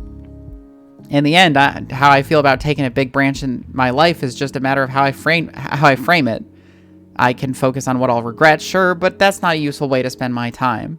If I focus on the future, on everything that's possibility space instead of outside of it, they're probably better for me, yeah? Sure. You don't sound convinced. I'm just ambivalent on it. I try not to think about anything too hard these days. But if you're willing to accept eternal bondage with the council, I can keep you here. But it's not easy work, though. You have to act in the best interest of the system, not its individual parts. Bureaucracy at its finest. How did you learn to deal with it? It just took some time. When you're used to it, you learn not to think too hard about what you're doing. As long as you take a holistic view of everything, things generally shake out alright. We tend to only bother the biggest rule breakers anyway. Maddie being one of them? Ugh. Habitually. She wouldn't be getting so much leeway if it weren't for Che. I don't understand that guy. He's nice, we've chatted a bit, but what makes him so special? He's provided services in the past. I can count on one hand the number of people who know as much about the manipulation of life force as he does. He's been researching it for over 100 years. A lot has changed since the days when Che was a young man. No way. He's that old? He looks like 60 max. He does not look 60. He looks like he's a 26-year... He's like a 20 or 30-year-old with white hair. Yep, much older than that. Wild. We're getting sidetracked, though. How do you feel about joining the council? I don't hand out offers willy-nilly, though. I'm interested, but can I have some time to think about it? How much time you have? You've been out for nearly 25 hours. You're overdue. Put it on Maddie's tab. Heh. Okay. I assume you're not going to stick around forever. Unlikely if the next few hours are anything like how I felt this morning. I'll stick around until you have a solid answer then. I like how he's just like, man, these guys are... Isn't there anything you could do about the debt? And then just kind of runs up more hours on the cafe's tab. Super cool of you, guy. That's awesome. Great. Want to get drunk? We're already drinking, mate. Nah, Che told me about then something pretty special he's got behind the bar. Unless it's something really special, he's probably offered me some. And even then. So you've tried the bottled soul? You pulling my leg? Nope. You gotta be mistaken. You haven't seen it in person, have you? Yeah, I actually have seen it. That's quite illegal. I expected better from him. Damn it. So are we gonna drink it or not? Council regulations require me to confiscate it or force the owner to dispose of it. Ned doesn't steal anymore. He just seizes assets. It's a completely different thing. We'd be doing him a favor then. I suppose. Come on, dude. Che said it'd knock you flat. When you say you, do you mean me or you? Or just anyone who drinks it? Anyone. It's like 200% alcohol or something. That's not technically possible, but I'll admit my interest is piqued. Well, let's not waste any time. Damn it. That was a setup, wasn't it? Basically. You in? Fine. Oh, this looks deadly. Good thing dead people can't get alcohol poisoning. Hey. To bureaucracy. Heh. To bureaucracy. These guys are kind of insane. Her background is coffee beans. Yo. Your order's arrived. 3 days late, mate. I got held up by a mutual acquaintance of ours. That shit. That explained why he's in my hair. I'll be there in half an hour.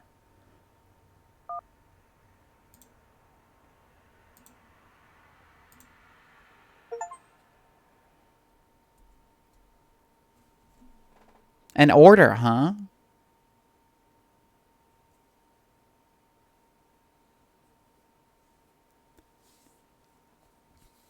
I wonder what Maddie's getting. Some illicit coffee beans, perhaps? The catabasis is considered to be a vital part of the hero's narrative. Every hero goes to hell at some point, and in the stories they usually come back, which is the bit that seems weird to me. I don't think that's how it works in real life. The cafe had a bunch of heroes come through, claiming that they would conquer hell and come back. They never returned as far as I saw.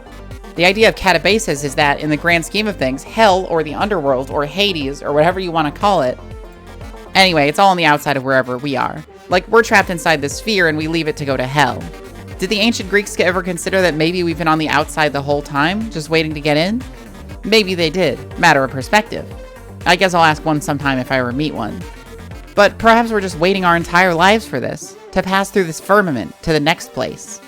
To be driftwood that washes up on the shore of wherever the next place actually is. Seems weird, but maybe that's what we're naturally meant to be. I'm thinking it's possible that this world isn't some sort of proving ground or anything. Maybe it's just a waiting room. A beautiful, flawed, complex waiting room. Personally, I don't think there's anything like heaven or hell waiting for us. No judgment either. The world doesn't operate on binaries or absolutes. That's just flawed human thinking projected onto things that are much, much more complex than they can ever perceive. And I don't think that's what's waiting on the other side is even something that we can conceptualize. I bet it's cool. It's a shame it's a one-way trip, though.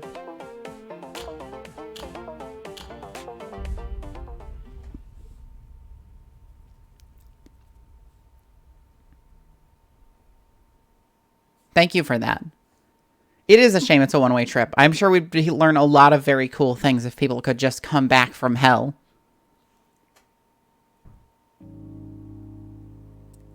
I don't blame you. Maybe one day I'll be able to stop blaming myself, too. Oh, we're outside now. You can now speak to Tuan and Hana to experience the side story Walking to the Sky. There's a side story? But I haven't finished the main area yet.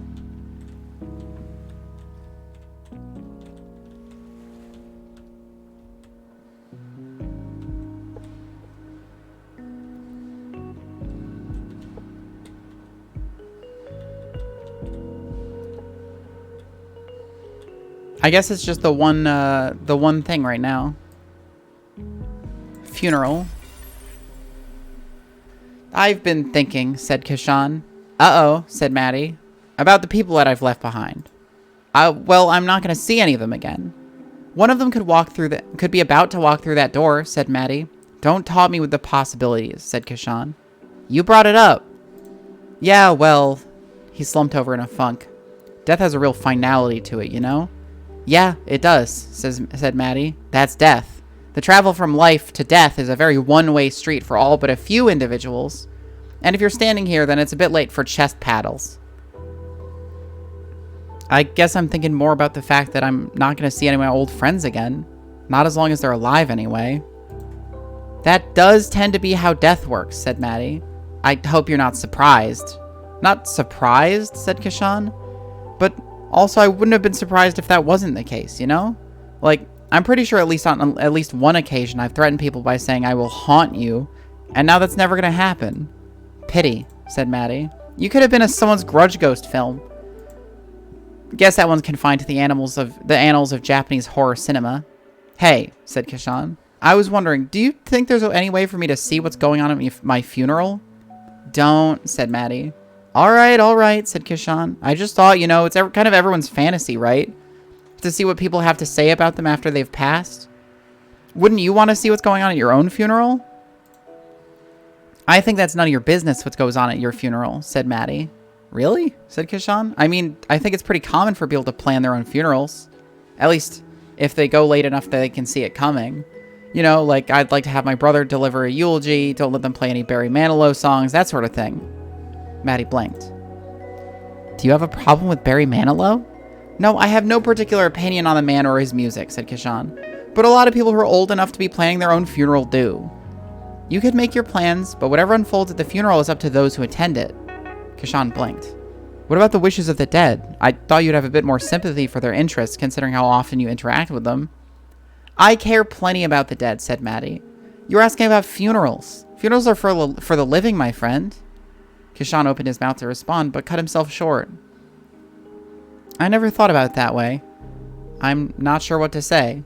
If you're short on words but high on energy, you can expend some of that energy carrying this box upstairs, said Maddie, gently kicking a large cardboard box that was resting underneath the counter. There is an alcove next to the bookshelf that would make a good home for this box. Kashan picked up the box, grateful for something to do with his hands. It was heavy enough that he had to make sure to lift with his legs and not with his back, but not so heavy that he felt out of breath by the time he reached the top of the stairs. His breathing was heavy but not labored. It was a good feeling. Kashan set the box down at the spot Maddie had designated and sat down for a moment, waiting for his heart rate to return to normal. It felt good to feel his heart beating inside of his chest. This is how it feels to be alive, he thought to himself. Damn, I'm gonna miss it.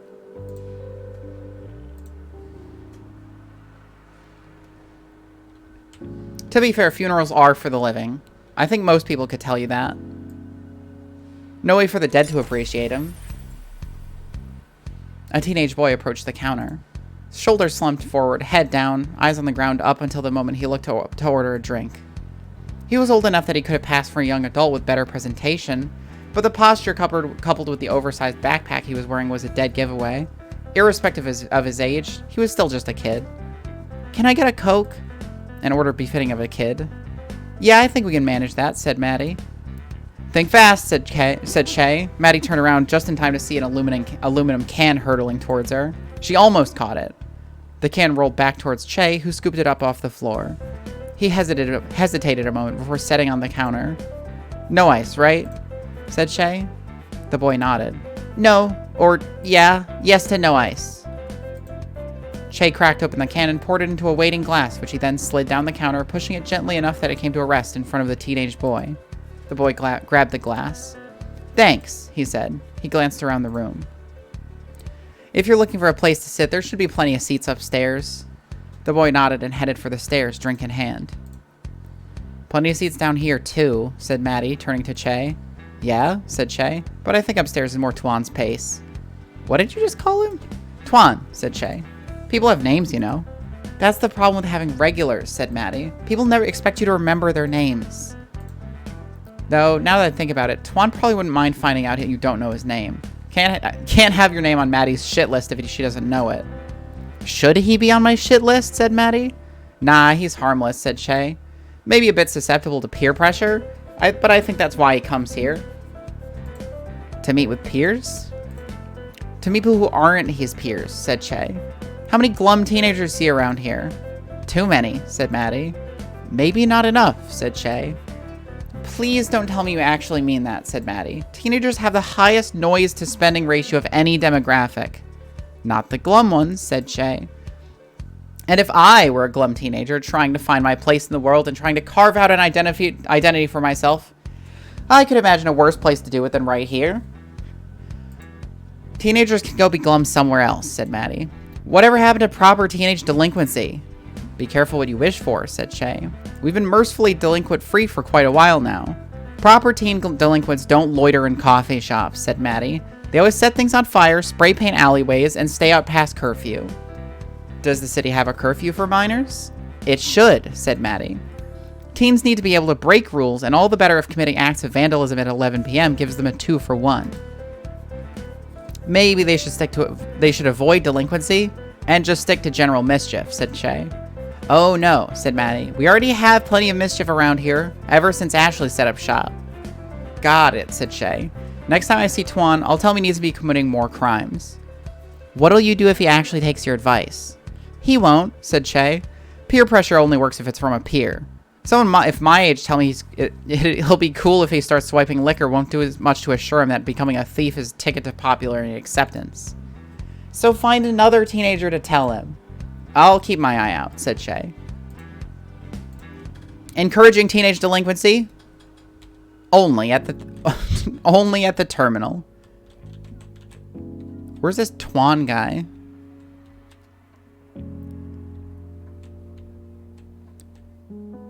So this is Tuan and I can't remember her name. I don't know who these characters are. Walking to the sky. I really feel like I should finish the actual story before I do a side story.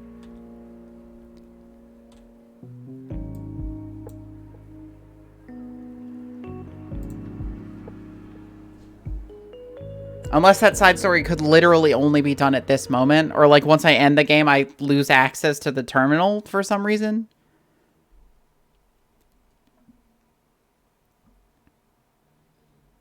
Like, I don't know, maybe I should do the side thing to introduce these characters, but I figure that they'd be introduced, like, in the story beforehand. Day 2, 8:15 p.m., outside the terminal. Ugh. I don't have the energy for this. Maddie's been running on empty for several days now. Especially with everyone watching me. I hope he packed enough conductors. My order form was pretty vague. Shouldn't be worrying about the conductors when I'm not even sure I can pull the whole thing off without some sort of major screw-up happening. Supplier knew what I wanted the conductors for anyway, so he would have packed enough. A good supplier knows enough about their clients to anticipate their needs. There's a certain amount of nosiness that is polite after all. And he knows what I've got Ashley helping me. Helping you with what, Madeline? Helping you with what, Madeline? Piss off, Ned. Rude.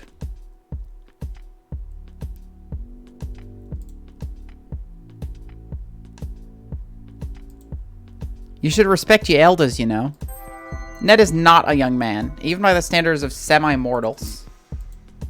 God, listen to you. The council made you soft, didn't it? Oh, respect your elders. Follow all totally arbitrary rules or make up some cheap reason to destroy your business. My name's Ned, and I love rules. You done? Yep. Cool. You sound wounded. A steel chestplate can save you from a bleeding heart, but not a bruised ego. You should be nicer. Wow, sick comeback. Was it, what was it that guy you killed said? Oh Christ, I am shot. Oh no, woe is me. Just a little throwback humor for you. Did I strike a nerve? Did I just what? Maddie. When Ned spoke next, it was in a deep, dark cadence, steeped in guilt and self-loathing. If Maddie had been able to see his eyes, she would have faced a withering glare. We're rapidly reaching a point of no return. I can no longer promise to shield you from the consequences of your actions. What you did just there, quoting one of my victims' dying words at me, that was low, even for you. Frankly, I'm disgusted. You dare to poke at my guilt? You dare? Let's talk about guilt, shall we? I don't suppose you might have anything weighing on your conscience right now, would ya? As I thought. They may still weigh heavily on me, but I am absolved of my sins. Some moral debts take a lifetime to work off. Ned's had more than a few lifetimes. I've had 100 years to process that, and to redeem myself through my actions. Your sins are fresh. Then lance marks on your soul, deep cuts on your aura. Swallow your arrogance, novice. I know what you did. Maddie's sins weigh heavily on Ned's mind. They weigh even heavier on hers. And I can't wait to see how you plan to make this right. Episode 5, Rainy Moods.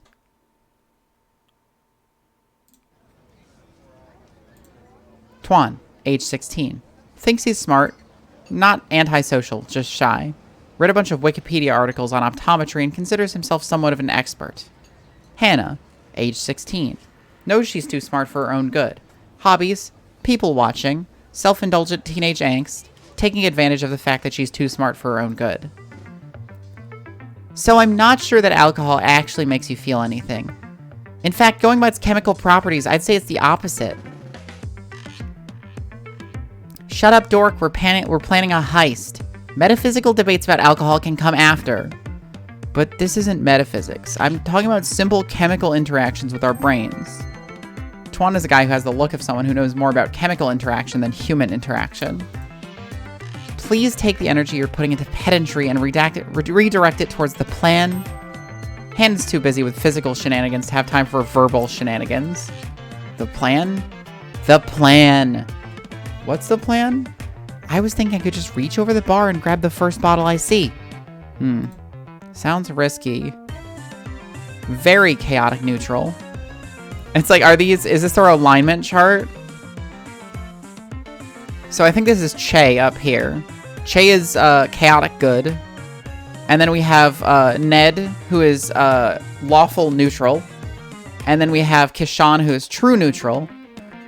And then, no, this is Tuan. Oh, thank you for the follow, Dels Tiacero. Welcome to me dissecting who these characters are and where they are on this alignment chart. So this is Che. He's neutral good. Tuan is chaotic good. I believe this is Hannah. So she's accurately putting herself in chaotic neutral. Kishan true neutral. Ned lawful neutral. Maddie neutral evil. And then we have Ashley as chaotic evil. And what's your alignment then? Neutral good? Uh-huh. I'd say I was in lawful neutral, but That's the coward's option. Yeah. But getting back to the plan. Oh. Using your own pedigree to distract you was absolutely part of the plan. Wow, so little faith in me? Gotta minimize liabilities here. Hannah's still learning to trust this guy. He doesn't have the look of an interloper, but you can never be too safe. You're out here playing checkers while I'm playing 6-dimensional upside-down laser chess. Shit. I've galaxy brained this, and now I'm holding the fruits of my labor. Don't you mean our labor? If you insist. Give me a closer look at that. What sort of fruit did we pluck from the booze tree? Really stretching that metaphor out, huh? Yup. I don't recognize this language on the label. What? Let me look. What the hell? I don't recognize it either. Maybe it's a cipher? A cider is made from fermented apple juice. A cipher is made from fermented word juice. Who'd make you read a cipher just to know what you're drinking? A sadist? Oh! We could ask Maddie what it is. She's a sadist, right? What do you call someone who enjoys the empathic pain they feel from hurting others? Yeah, that idea sounds great. Let's go find her apart from the fact that we specifically nicked it from her. Oh, right. You're meant to be the lawful one here, dude. We agreed on neutral good. Me not challenging your assertion does not make it an agreement. So, okay, it was Twan that was neutral good. It was Che that was chaotic good, which does make more sense. Regardless. Wait, hold on. I sense a dark presence. Do you feel it? No, I don't feel anything particularly spooky in the air. Yeah, me neither.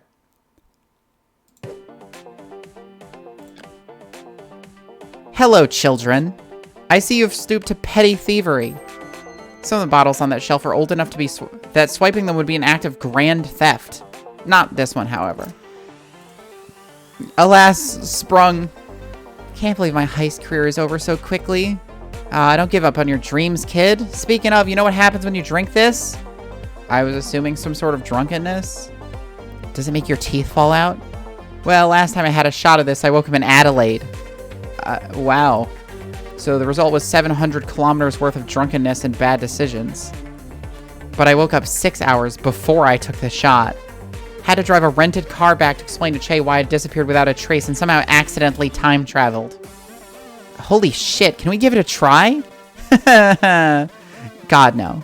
You ever heard of liquor licensing laws? I'd end up in jail. I think it'd be an excellent formative experience. Yeah, if you're not perpetuating team drinking culture, you're a loser. Somehow, I remain unconvinced by your passionate arguments. Well, we tried. You kids have way too much time on your hands, you know that? Better than not having enough, right? I'm utilizing my time to practice my skills. It's not wasted. Well, the non-existent industry sector that relies solely on the skill of reaching over bars and stealing bottles of enchanted booze is gonna be lucky to have you. Aw, that's so validating. Thanks. Can I get you two a coffee or anything? Hot chocolate? I'm kind of busy tonight. I'm hoping that bribing you with free drinks will stop you from nicking my shit. I'll take a free drink. I feel guilty taking one since it was all Twan's idea. Hey. But I graciously accept your offer. Neat. What'll it be? That seems wild. That does seem insane. Enchanted booze that is so strong that it not only makes you drunk for God knows how long, but also sends you back in time. That game sees wild. This game is a little wild. I'm loving the world building that's happening here. Hot chocolates for both of us? Hot chocolates for both of us. Alrighty, 2 hot chocolates coming up. Seriously, don't steal anything else when my back's turned or I'll feed you to a spite elemental. Who girl? Girl is Hannah, and the boy is Twan, and they're both 16. They're both like, what, 16, I think? They're just hanging out in the terminal. I wonder, spite elemental. Maybe it's a metaphor. I didn't ask about him. Well, he's also introduced. Is she saying that she'll eat us? Is she the spite elemental? Oh no. Maybe the real spite elementals were the friends we made along the way? You like your earrings? Yeah, they're puffy. I hate this. Fair. Oh, who's this? Is this the lawful good? No, this isn't the lawful good lady we saw on the alignment chart. Was she lawful evil? I think this might be lawful evil, judging by the collar and the earrings and how fat her tits are. Samantha, age 32, American? Visiting Melbourne for work. Devastatingly patient. Trust me, you kids don't want to meet a spite elemental. Have you? Yep. Got pretty close to not making it out alive. Older woman, let's go. 2 years older than me. Let's go. Pog. I guess you're in a fairly exciting line of work then. This woman's line of work might seem intriguing to someone looking in from the outside, but to her, it's all business. Woman. True. It gets that way sometimes. But spite elementals aren't exciting. They're terrifying. They suck all the air out of a room and make the world ache. And they don't die easy. Huh. That's kind of metal. You sure do need brass balls to face one down, that's for sure. And a steely gaze? What? Because steel's metal, and I said it was metal, and then you mentioned brass balls, so... Hannah, please back me up. Nope, you brought this on yourself, mate. No. Nah, she's totally right. Ugh, get these kids out of here, kill them, give her more screen time. She just showed up. Both of these kids also just showed up. What's going on here? You bullying my customers, Samantha. I need Samantha to fuck Maddie nasty style. Of course not. Good, because that's my job. You two should go enjoy the evening. There's a nice breeze blowing. I don't care, Kate. Get these kids out of here. Look, Maddie is sending them away.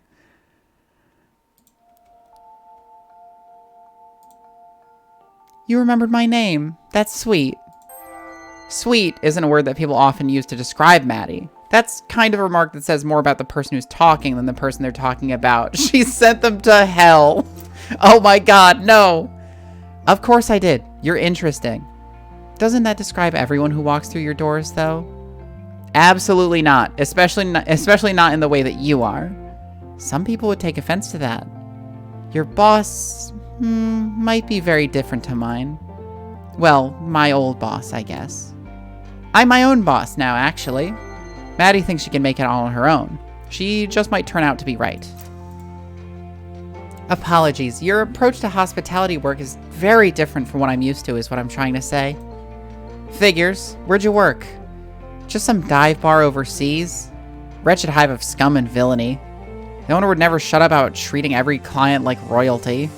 Sounds like a pain in the ass if you ask me. I'm not asking, actually, but I appreciate the sentiment nonetheless. So, can I get you anything? Surprise me. You'd like me to pick you something? Yeah. Mind if I ask you a couple questions? Are they related to the drink? Yep. Shoot. Okay. What's your favorite white wine? You're not making me a wine cocktail, are you? No. I'm partial to a glass of Marsanne every now and then. Fancy. Next question. Have you ever read a star chart? Like, in astrology? No. Why? I don't put any stock in mysticism. Hey, this place isn't mystical. To some people, this place seems otherworldly. For others, this is just the world they live in. It's built out of cold, hard facts. I just don't know all of them yet. Alright, fair enough. Last question. You're walking in the shallows of an ocean that seems to go into distance forever. You can't see any land aside from the sand under your feet. Whenever you step forward, the sand sinks just a little bit. As far as you can see, there's no way to escape. Drowning is the only possible outcome. What do you do? Wow, I feel you're about to pull a Voight-Kampff machine or something. It's obviously some sort of test. I run, I swim, I dive when I can. And if I eventually drown, so be it. There's nowhere else to go, and no point to sitting and waiting for starvation or sharks or someone to save me. I have to take action. Interesting. So what's the verdict? Samantha didn't get a response. Maddie's eyes had glazed over as soon as she'd answered the last question, and now she stood perfectly still, gazing intensely at the rows and rows of dusty bottles lining dustier shelves. Her lips moved, but no words came out. As Samantha washed, a flask of red liquid twitched, seemingly of its own accord. Maddie craned her neck up at it and scowled. In response, a smaller bottle next to the first, and surely only big enough to hold a few drops of something, began to glow. Her scowl shifted to a wry smile.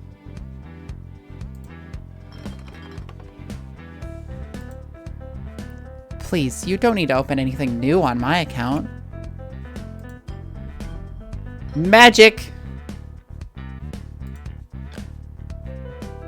Gotcha. Your answers were interesting. Coming from some people, that might sound like a non-committal remark.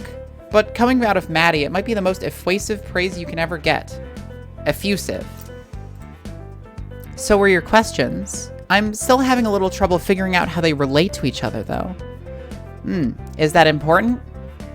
I try to maintain a vague hope that maybe one day things might make sense. And until then, I just try to go with the flow, of course. Sorry for trying to psychoanalyze you there. Try? Do you think you failed? No. What's the verdict then?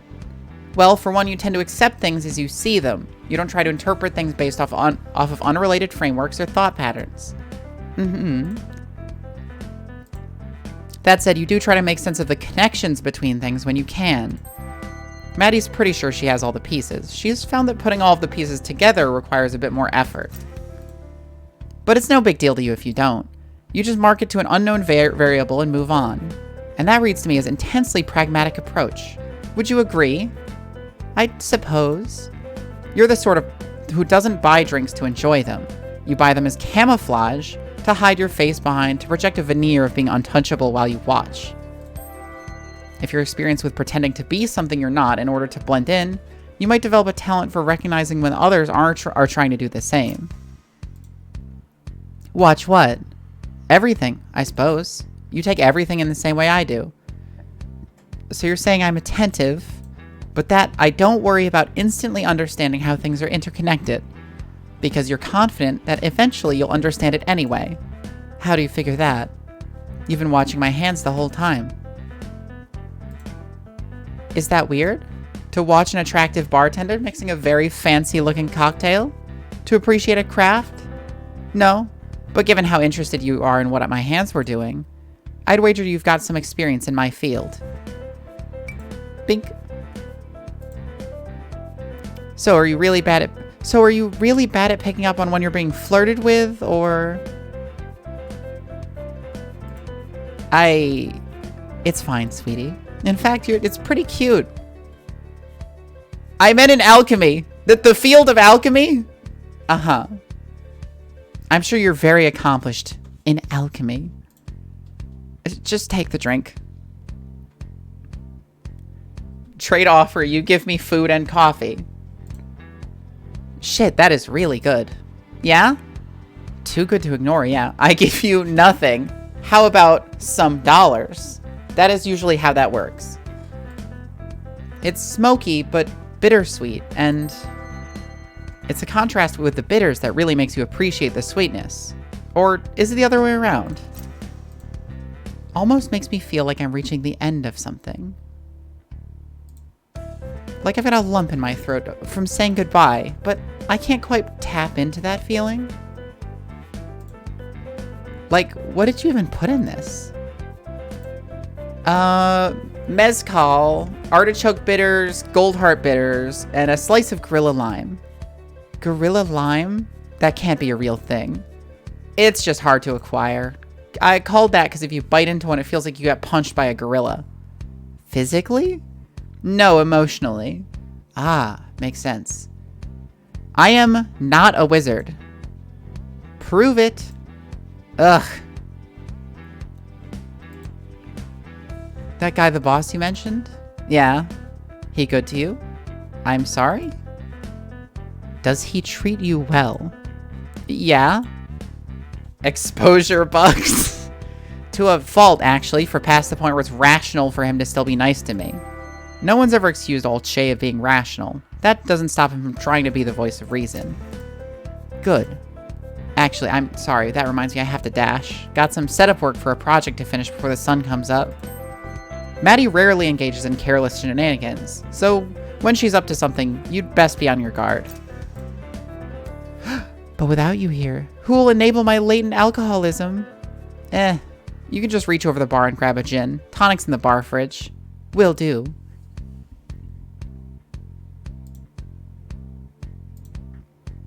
Come back soon, though. I'd love to discuss alchemy with you some more. Uh-huh, catch you later. Maddie, I can't believe you're giving up on this. Wait, one last thing. What was the meaning behind the question about what wine I like? Oh, I was just curious.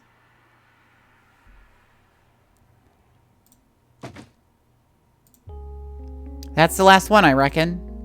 Does it have magic caps in it? I think so. You can just call them caps, you know. They're built for something different.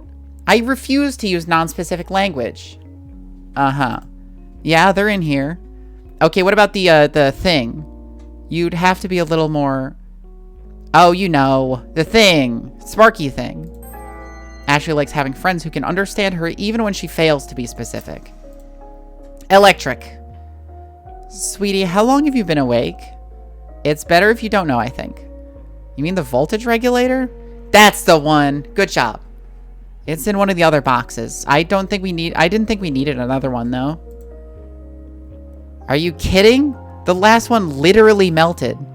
It's a good thing I have an extremely sick metal arm, otherwise I would have been badly injured. Ashley's prosthetic arm is a point of pride. She wouldn't trade it for anything, not even the arm that it replaced. Gauge type woman. Yeah, thank goodness. Is there anything missing? I shall check. Need some espresso? I think I will literally die if I have any more. Hey, that's really mature of you. Nice job. Yeah, whatever. You can get me some chocolate if you want. Don't tell Ashley that chocolate has trace amounts of caffeine. At least it's not more espresso. Sure thing. Be back in a moment.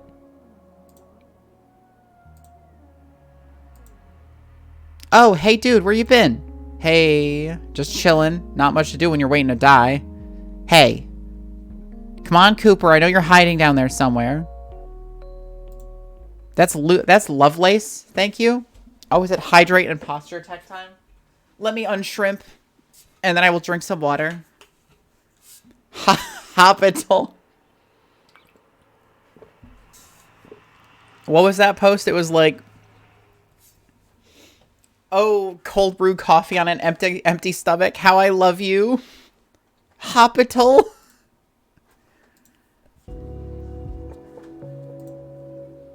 Did Ned really say that? Yeah. Do you believe it? I'm not sure. Well, it's not a lie. The most dangerous lies are the lies that we tell ourselves. But it's not the whole truth either. And I don't quite have the time to untangle it for you. Maddie's the sort of person to weave tangled webs without too much consideration for who's gonna have to untangle them.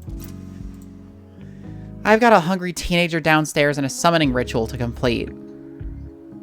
I'm gonna drink a bottle of Dayquil and NyQuil and tell you all what happens.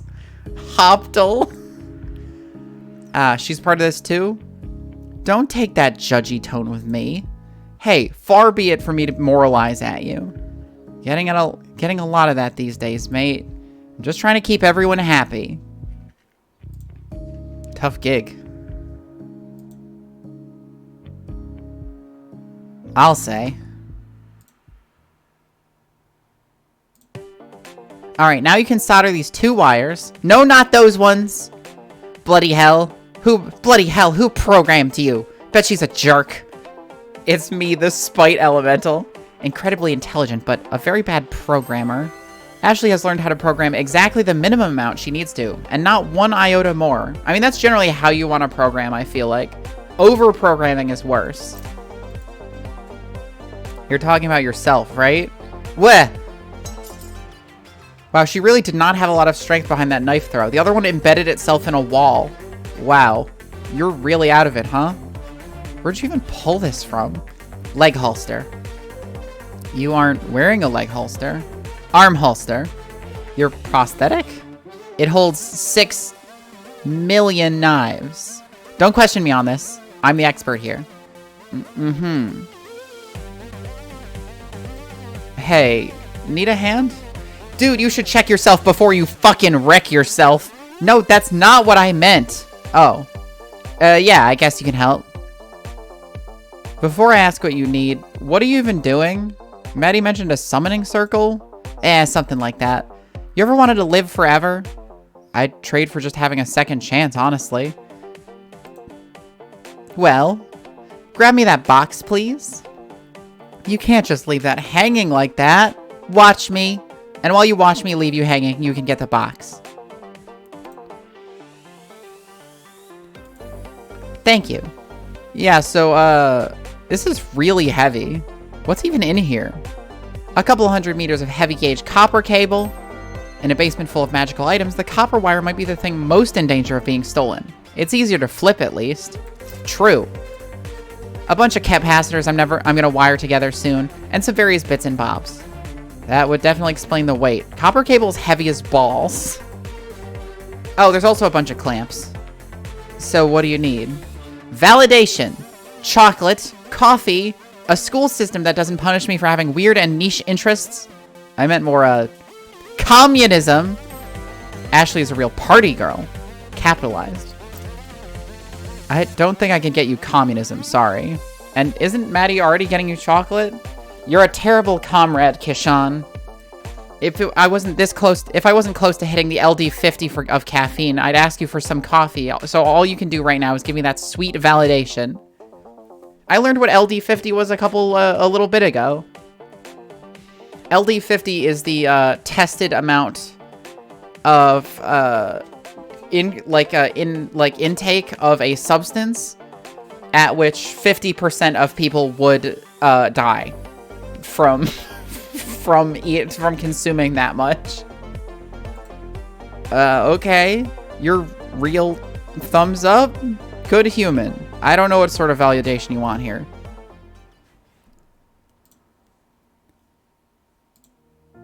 I feel like I'm stuck in a loop of trying things that are inevitably gonna fail, and I don't know how much of it is my fault for not being good enough at a monumentally difficult task. I'm used to being effortlessly good at things, but I feel like my brain is full of bees on this one. And can I deal with failure? I don't think I can. I'm not equipped for failure. My entire perception of myself is that I'm good at things. I'm gifted and talented and incredibly afraid that I'm gonna let people down at a vital moment. This is that vital moment. But I just sit here, paralyzed, and I rationally know that a lot of this pressure is just me being hard on myself. But Maddie and I, we tried this already, and we failed pretty badly. It was a disaster. For Ashley, of all people, to call something a disaster, it must have been a real catastrophe. I can't understate how badly it turned out. So even with all the prep I'm doing, is this enough? Did we learn enough to do it properly? Numbers and formulas and hard science are good, but I can't shake the feeling that I'm going to screw it up for everyone. And so, I'm so afraid of letting Maddie down. There are a few things we fear more than disappointing the people we love most. That's heavy as shit, mate. You reckon? Fully, yeah. I don't know what to say to that, except that I don't think Maddie would ever feel let down by you. I know I've only been here for like 2 days, but her and Chase seem to really care about you. And I'm sure that extends to accepting you for who you are, limitations at all. Though, honestly, I think you give off a pretty strong vibe of not giving a shit about your limitations. Or that you indiscriminately power through them with some kind of raw, caffeine-fueled fury. Anyway, you're immensely powerful and I'm terrified of you. Fair enough. I was never really super smart or gifted or anything. Sometimes, the people who we think they're not gifted were just never made aware of their gifts. I just floated through school and work and I never focused on much except having a good time. I can definitely imagine the sort of pressure you'd have on you, though, especially given how big this task is. Yeah. So, while I can't say for sure that this thing is going to be easy or even successful, in the terminal, it can feel like nothing is easy. Even Sunday mornings come with their own sets of trials and tribulations. I do think it's important that you work on giving yourself a break from the weight of your own expectations. But it's not an easy thing, I'm sure, but my boyfriend is similar. He's hard on himself when he feels like he's letting himself down. So it doesn't go away? I don't think so.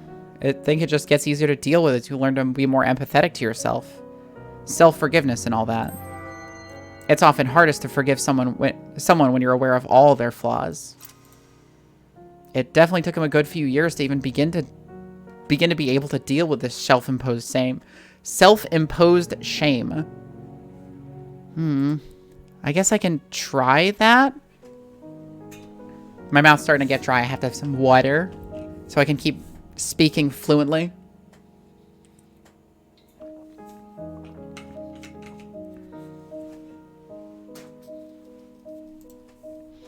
You can try that, or you can continue feeling super bad about yourself all the time. I mean, when you put it like that, right?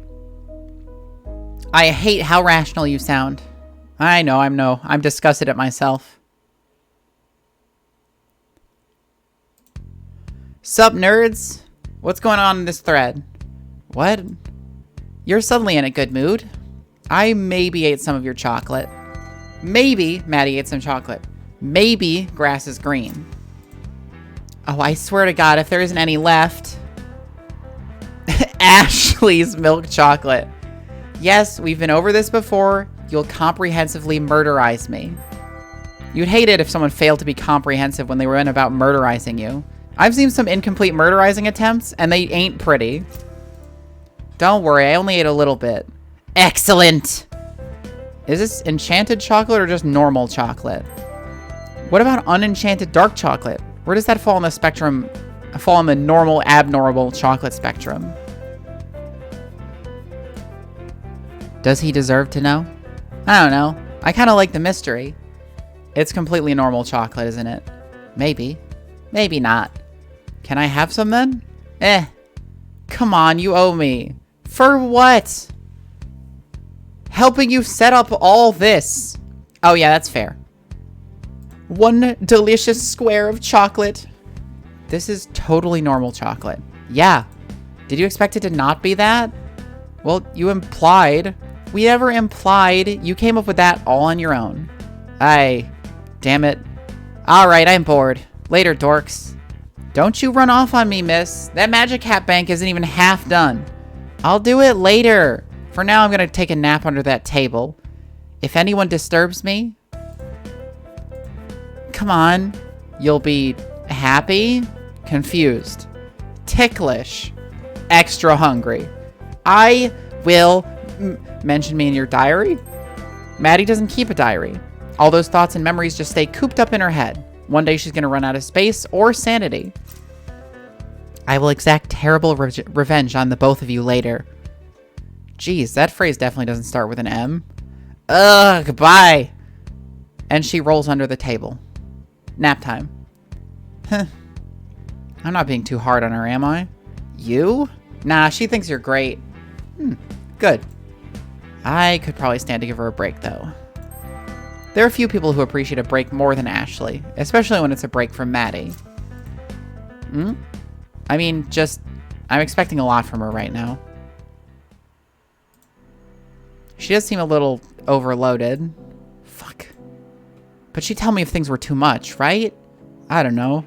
It seems like she idolizes you. Idolatry's a sin, isn't it? It can't be healthy behavior. I reckon she pretty happily burn herself out for you, you know? I just need her for the next 4 or 5 hours. Then everything will be okay. Is that when you're planning on performing the ritual? This thing? Yeah. What's it for anyway? Conduit ritual. Super forbidden magic. Oh, cool. Are you actually cool with this, or... Not hugely, actually. Why is that? Well, you know, I was talking to Ned earlier, and... Actually, don't worry about it. It's fine, I don't care. What's it do? You know how I took a couple hours from you down there? Vividly. This is a bigger scale version of that spell. Higher capacity. Who are you taking hours from? Nobody? Don't worry, bud. You're at a deficit already. Deficit. When you get deep enough in the hole, you just kind of stop worrying about climbing out of it and just accept your fate. I can't touch you. Right. Okay. So even if you're lying right now, shouldn't you have taken enough to pay off your debt multiple times at this point? The hours weren't for that. Or maybe it just felt like hours. It can be hard to judge time when you're wandering around aimlessly. What the hell did you do with them then? Oh, thank you for the follow, Sarah Harry. Nice to see you here. Where'd they go? For our research, we use the following materials. Wire of copper, heavily drawn. Jasmine chalk, not Dover. Sustained electrical supply of at least 20 volts. Car battery? Capacitors composed of redacted. Need better durability. However, we believe extra components are required. Our conduit's properties varied with the layout of our summoning circle, and despite the departure of our test subject during our trials, we were able to ascertain a number of efficiency-oriented refinements. Certain kinds of optimization require a real dedication to craft, as well as the absolute necessity of living but non-sentient vessel to act as a so-called storage container. More testing is required, though obtaining a willing subject for future methodology evaluations without attracting the attention of the council will be difficult, to say the least. I stored them.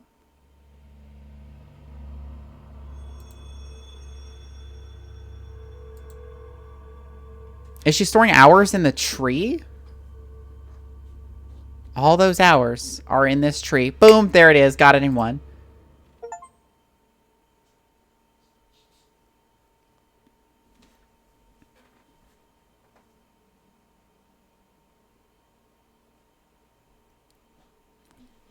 So instead of using hours to pay off her debt, she's been storing them in the tree, presumably as the non-sentient but alive vessel needed for the ritual. I miss eating. Why? What was your diet like? I remember sushi. Sushi? I thought you said you were a crab. What, do you think crabs aren't dexterous enough to make sushi? Unquestionably, yes. What is this sushi? It's delicious is what it is.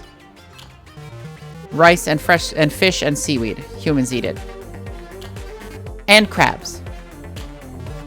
I just don't know where a crab would find rice or a way to make good sushi.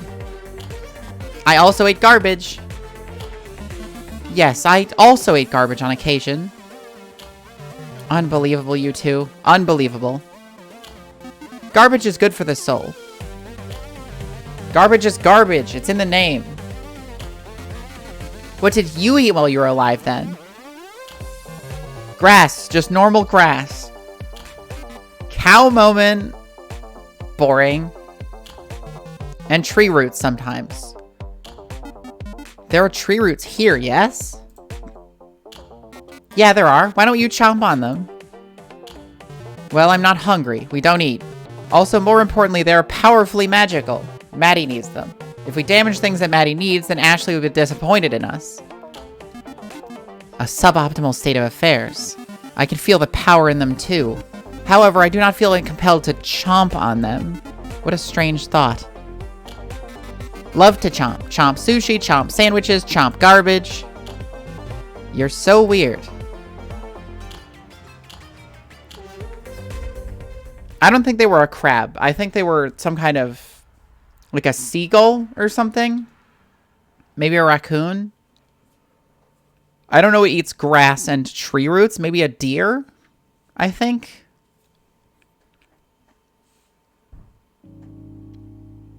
Make your creator proud.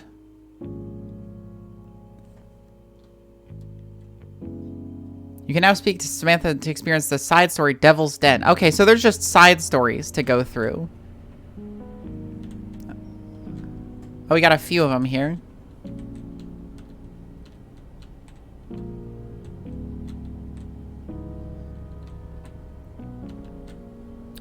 And this is in Ashley's little, this is Ashley's workshop. Oh, there's a lot. Okay. Ashley's Inventions 2. let me ask. Do you guys want to, should I do the side stories when they show up, or should I wait till I finish the main part of the game to do the side stories?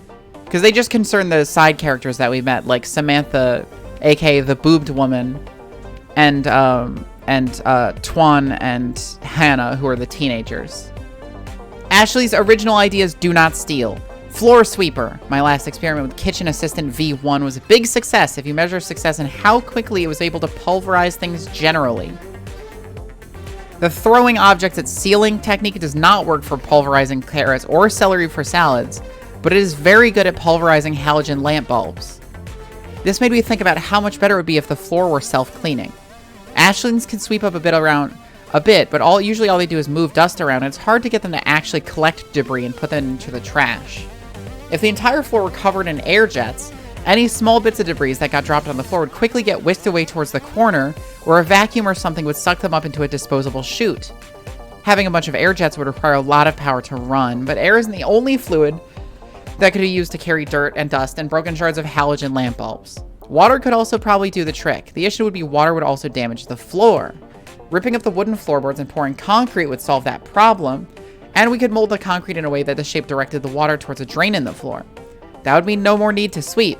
We could just hose down the entire cafe at the end of the day and it would drain itself. Then it would be dry by morning. That's actually a really good idea that doesn't require any special equipment or specialized hardware once the floor is installed. I should copyright that idea to make sure that nobody steals it. Update. After several days of calling the Australian Copyright Council, I finally talked to a person who told me that what I want to cover in Inventions is patent, not a copyright. After several more days trying to contact the patent office, I was told that someone had already used my idea. I wonder if it's possible to sue someone for stealing your idea before you came up with it. It's pretty unfair that I'm not able to patent an idea just because I'm too young to have had the idea before someone else claimed it. Knife Retriever V2. Previously, I discarded the idea of using a large electromagnet to retrieve the knife that was lodged in the ceiling. My research had led me to believe that the knife in the ceiling was actually stainless steel, which contains iron. Iron is ferromagnetic, which is weird because you'd think the only ferro would be ferromagnetic, but I guess iron is too. Also, I was able to find a gas-powered generator that could supply enough power to run an electromagnet for a short period of time, so I don't need to worry about the circuit breakers. It requires a lot of gas, but luckily getting the knife down only requires running the electromagnet for a short period of time. I created the electromagnet by spooling a power cable around a piece of iron. The good news is that the electromagnet is great at pulling knives from where they are. The bad news is that it pulled all of the knives from the drawers that were within a meter of it when I turned it on. Also, the knife in the ceiling wasn't affected because it was too far away. I looked it up, and magnetic attraction follows an inversive cube law.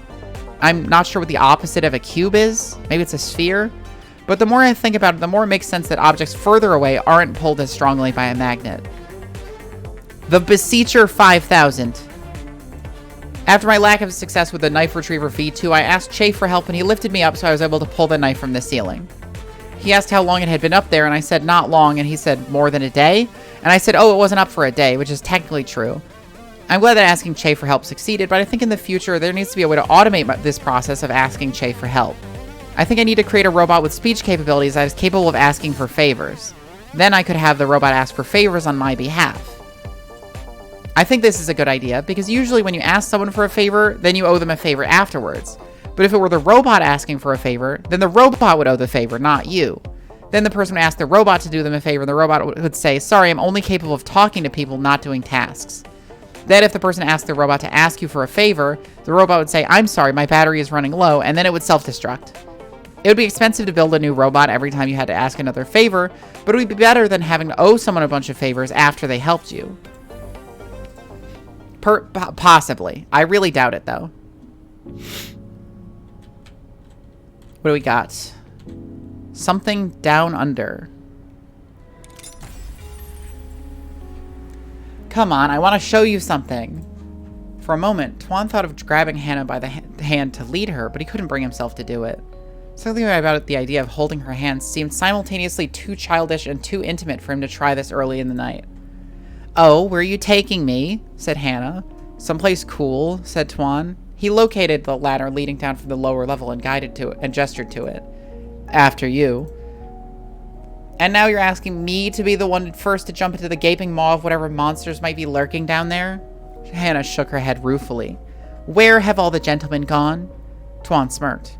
I think a gentleman might say ladies first. And I think a lady might say, I'll stand quietly behind you while you deal with this street ruffian. Go ahead, barrel face first into danger, I'll follow behind.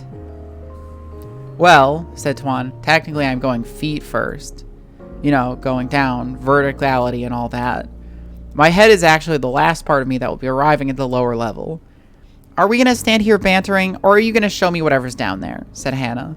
You seemed enthused by the idea only a few moments ago.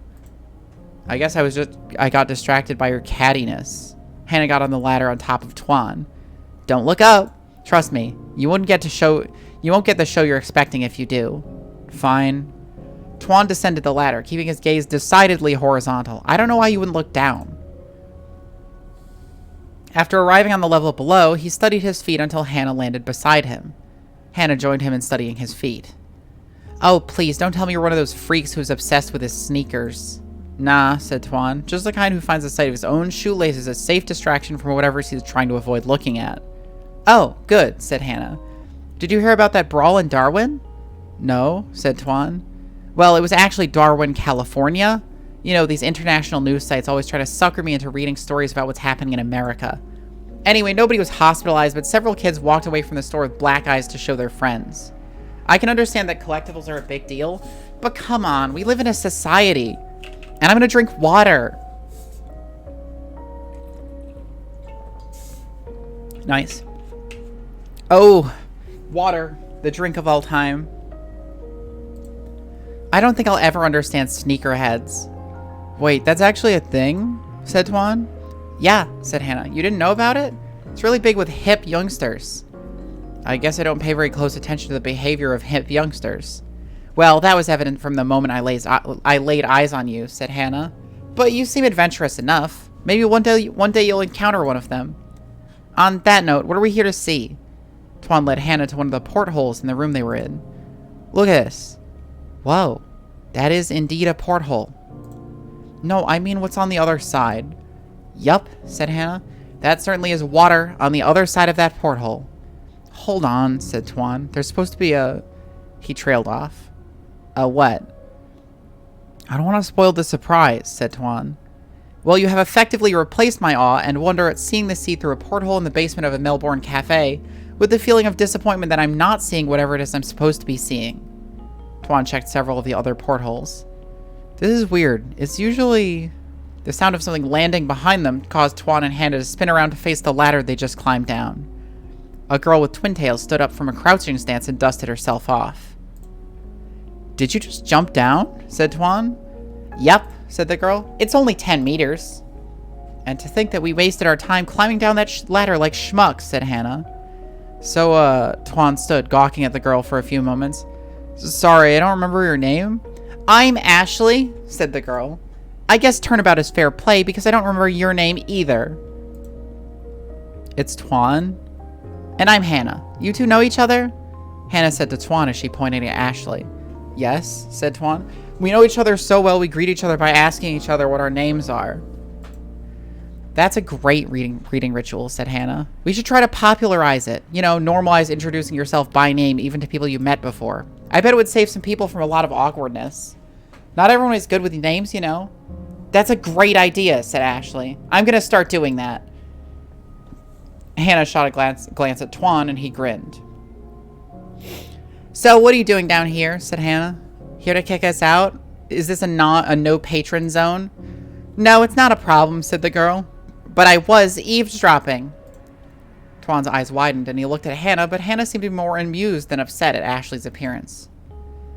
And, said Ashley, it sounded like you weren't seeing what you wanted to be seeing, so I thought I'd come down and take you lower. Oh, where am I being taken now? Said Hannah. About 1,000 fathoms is where things start to get interesting, said Ashley. How much is 1,000 fathoms? Said Hannah.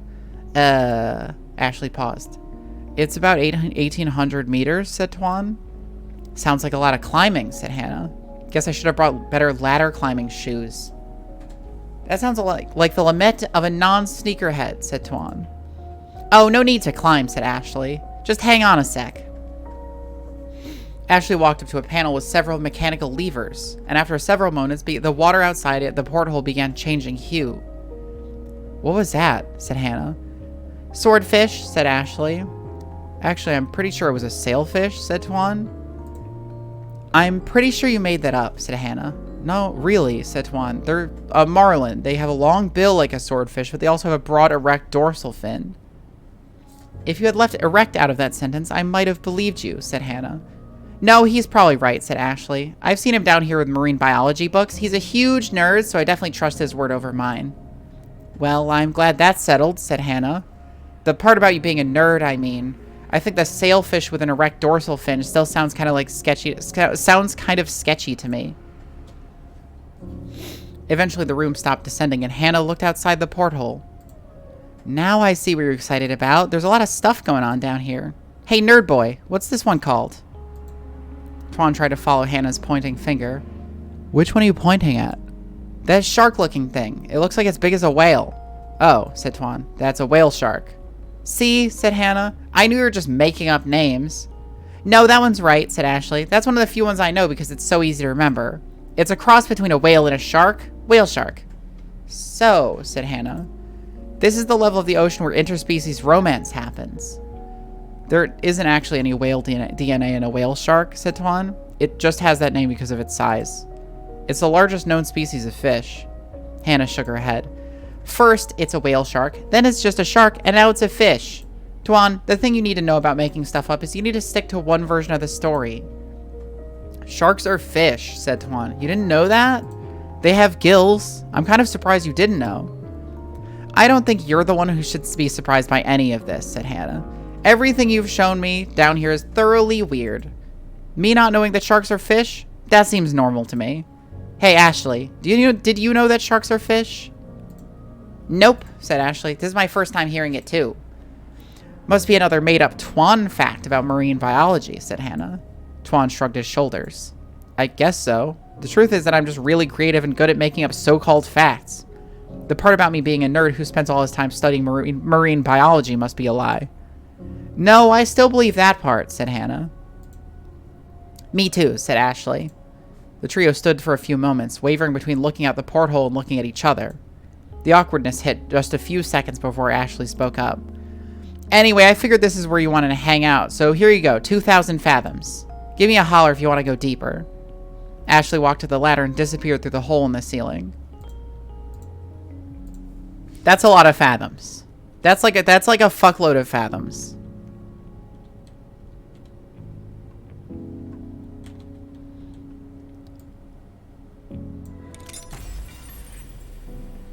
Samantha sat alone at the bar, taking occasional sips from a glass of gin. She wasn't sure that tonight was the night she really wanted to be drinking, but the comforting familiarity of the gin kept her raising the glass to her lips.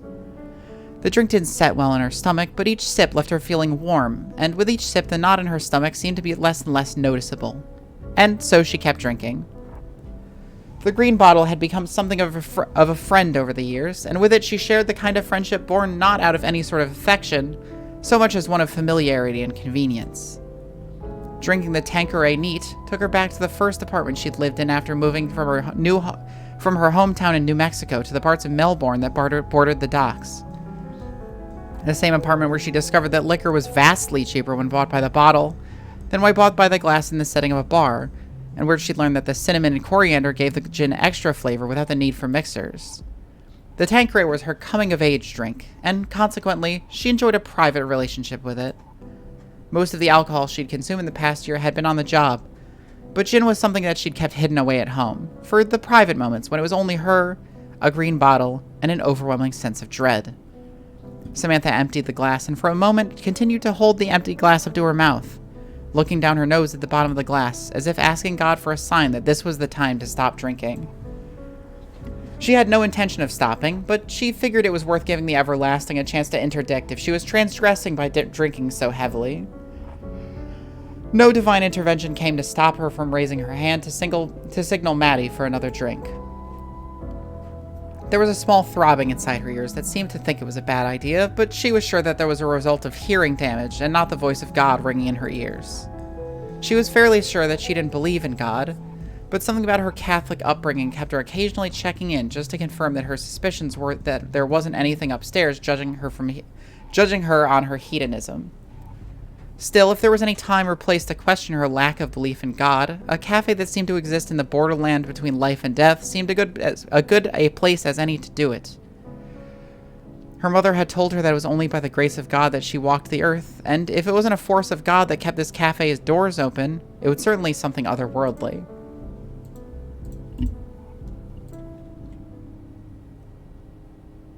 Tanqueray 10. I feel like that's not the 10th one. A letter from Sophie Cordova. My dear Maddie, thank you for getting in touch with me, or perhaps I should say, congratulations. I made such a point of making myself hard to find that it's always a surprise to hear from anyone. I sometimes find myself fearing the day when I'll be contacted by someone who isn't a fan of mine, and who is more interested in locking me away than seeking my advice. One might think that people interested in putting me away would be more capable in possession of more resources than those like yourself, who simply possess curiosity, and yet it's always the latter who manage to break through the veil I've erected between myself and the outside world. You're the first in over 3 years to manage this, and so it is now time for me to find another hiding place. If your next letter manages to find me, I'll truly have something to worry about. If you're looking for a solution to the problem you've outlined in your letter, I'm afraid I must disappoint you. My business is that of teaching people how to ask the right questions so that they can find the answers themselves, not giving the answers. After all, the most worthwhile answers are those I haven't found yet. That being said, your question about time transference is an issue of special interest to me. The idea of storing vitality within a living, non-sentient creature such as a plant is one I've long considered. The issue has always been one of retrieval. If you did find a way to transfer vitality from a plant into a sentient creature, it would result in a tremendous discharge of energy. Such a great discharge that I'm sure it would kill whatever subject was on the receiving end.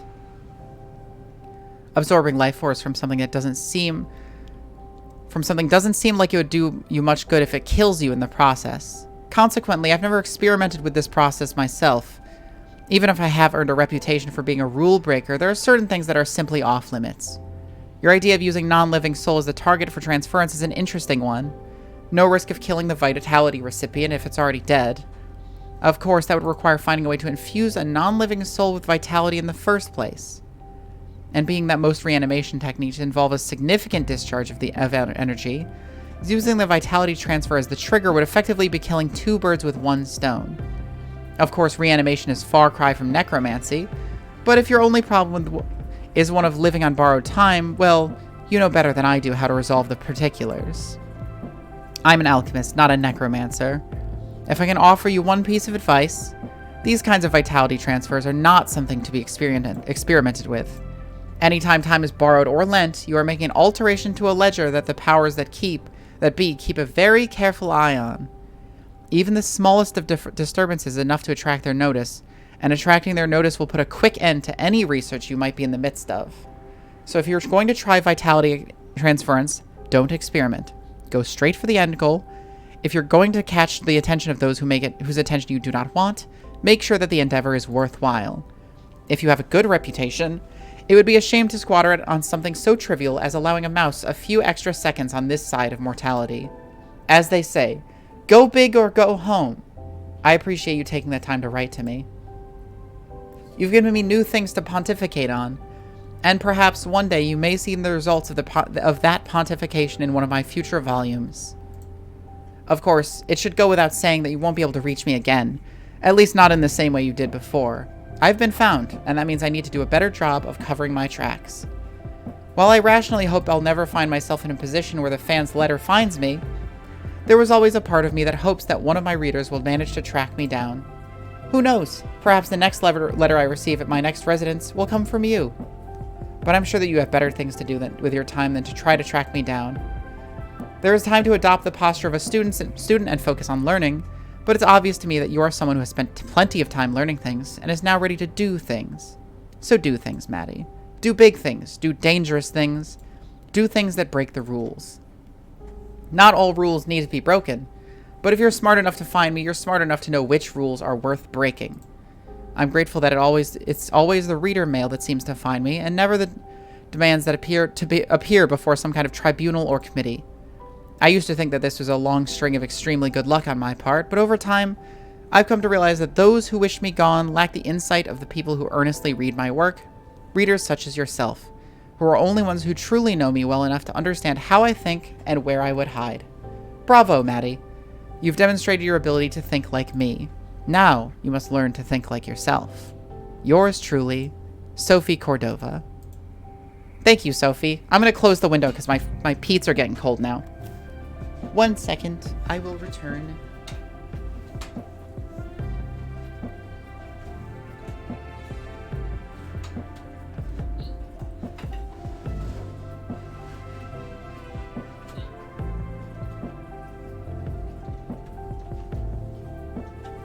Yeah, I don't know why.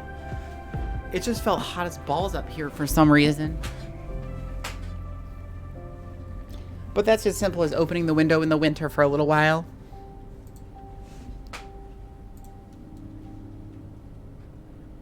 Cafe moment. Oh, so that's what's over here. Oh, it's the game room.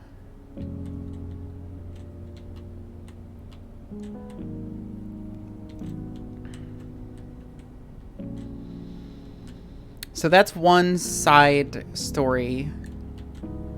This is another side story. Who is this guy? Devil's Den. With Sophie and some guy with one of the worst mustaches I've ever seen. Good lord.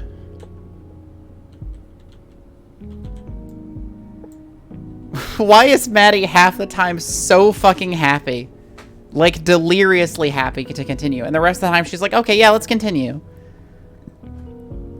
This is a face of a woman who has been eating too much enchanted chocolate. Or maybe just some enchanted gin.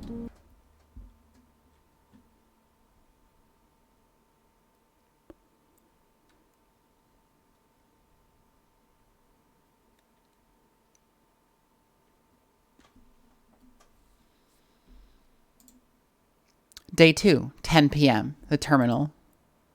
Hello? Ah, what was that?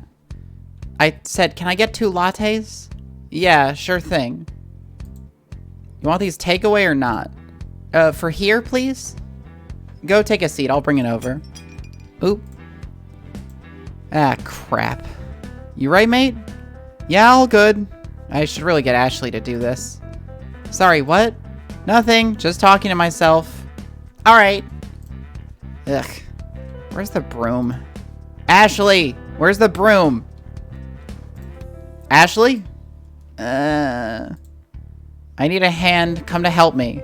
Come on, I gotta find a broom. Atta girl.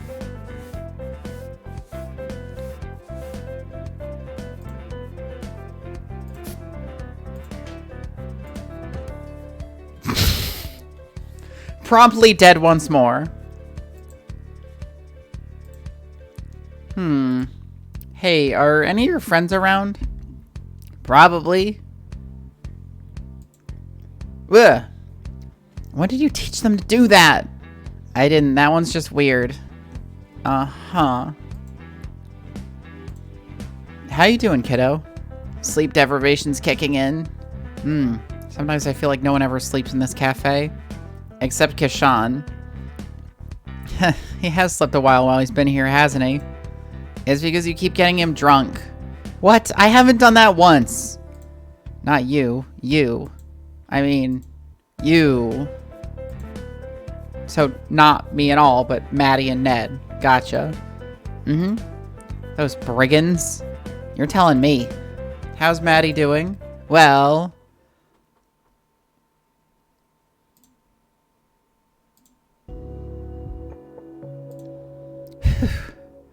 How close are we to being done? Fairly close. I'm not super worried about getting it done without Ashley either.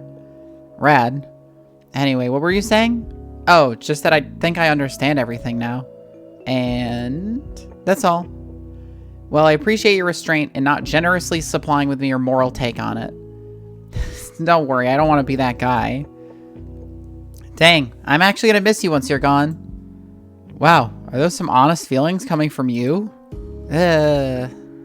Doth thy icy facade crack? Does Maddie seem like the person who hides behind a mask? The correct word here is dust, and please don't make me take it back. Well, I guess you're really in the whole boatman of the River Styx thing, huh? If you ever find yourself on the River Styx, be sure to give the boatman, or the barista, a friendly wave. And a coin. Don't forget the coin.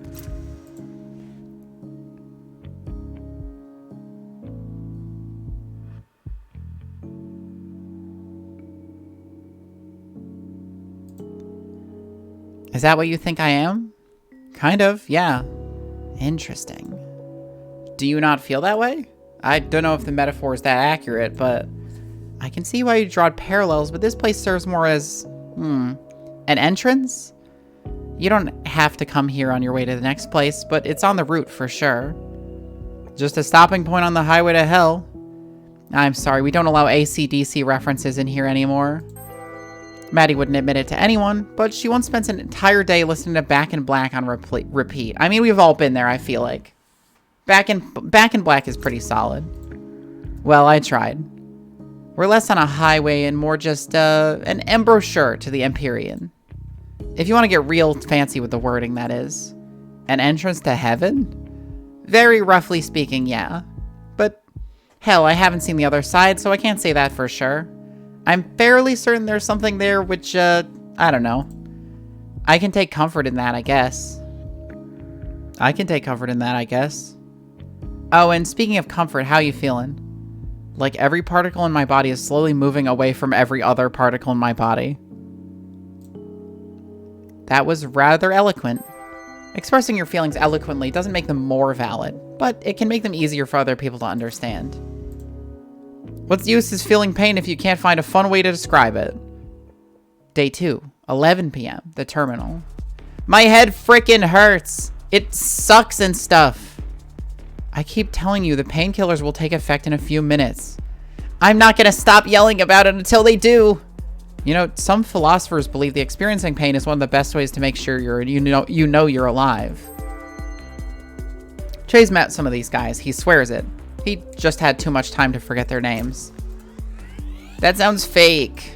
Which philosophers? Famous ones? Oh my gosh, you're actually just making it up. Possibly.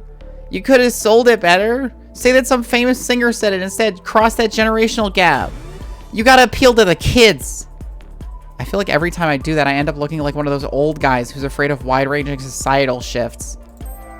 Chase had spent so much time being an old guy, he's almost begun doubting whether he's ever really young. I mean, you are old. Am not. You're like 6,000 years old. You gotta give me this one. Fine. How's your head feeling? It still sucks. How about we grab a drink and go sit outside? It's nice and cool out there. Do I have to? Yep. You gotta get some air, kid. How you feeling now? Better? Marginally? Things existing at the margins still deserve attention. Come on, I'm sure the drink isn't hurting. What even is this?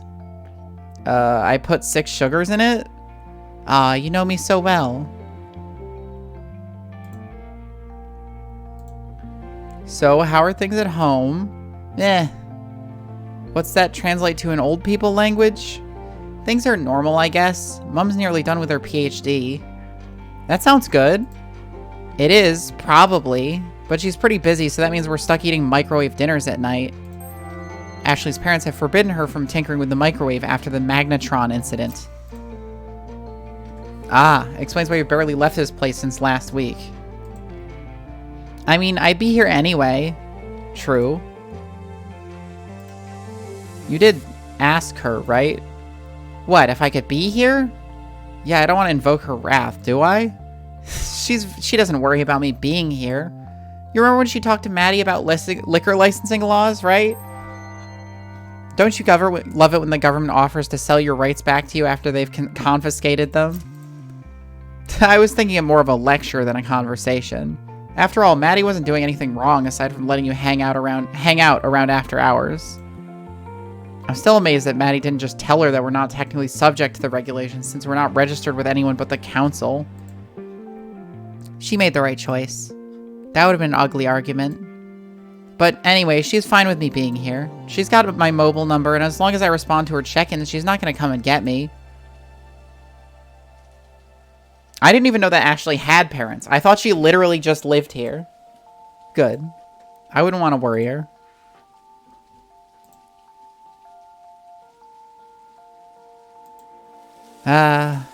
Wonderful. Ugh. My arm will get wet. Don't worry about it. We can dry it off inside. Just try and enjoy the rain. Okay. I was joking about the fake philosophy earlier, but I really do think it's important to take a moment to enjoy things when you can. Rain can feel oppressive. It can stop you from going outside, doing the things you enjoy. But there's nothing like the smell of rain before sunrise. Petrichor. Yeah, it's faintly magical. Did I ever tell you that? Only about 100 times. I can hear it 101 times. It's okay. Alright, I'm actually getting kind of wet. Let's head in. So, given the fact that I'm very obviously a dork with a bleeding heart, it's definitely safe to assume that I've let people other than you stay longer than they're technically allowed.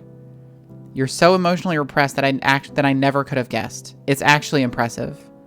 Well, you know, we all have our ways of coping with persistent extreme stress. Millennial things. Why don't all those poor kids just buy more money? That's what I keep saying, honestly. I don't know why. I haven't looked into it because I'm too proud. But, like, you could buy more money, I'm sure, right? But yes, I do understand how you feel.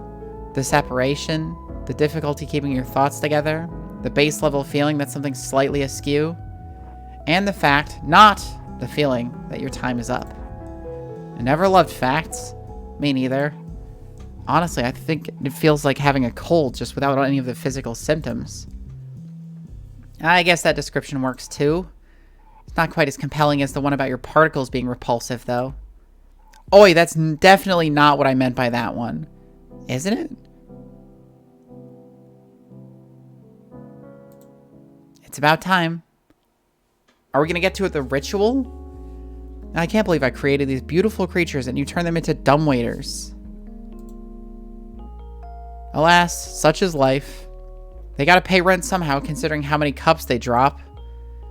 That's a feature, not a bug. It's to make them seem more alive. You've taught them to intentionally drop coffee cups in the name of verisimilitude.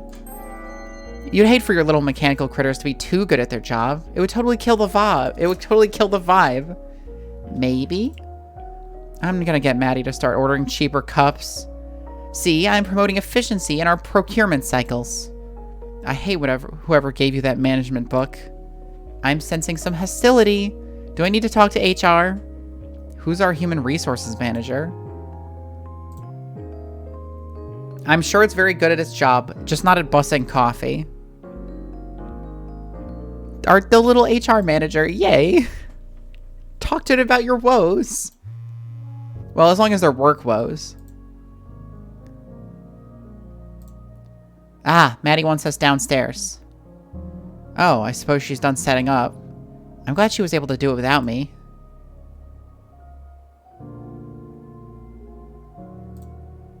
Gosh, so proud. Taught her everything I know. You are a gremlin, you know that? Gremlins are often blamed for mechanical problems, so in Ashley's case, the description fits perfectly. Course. Shall we? Let's get this show on the road.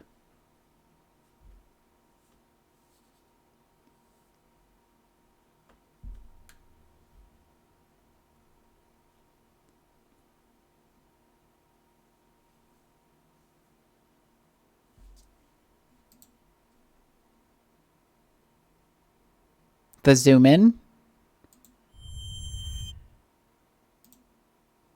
Day 3, 12 a.m. Basement.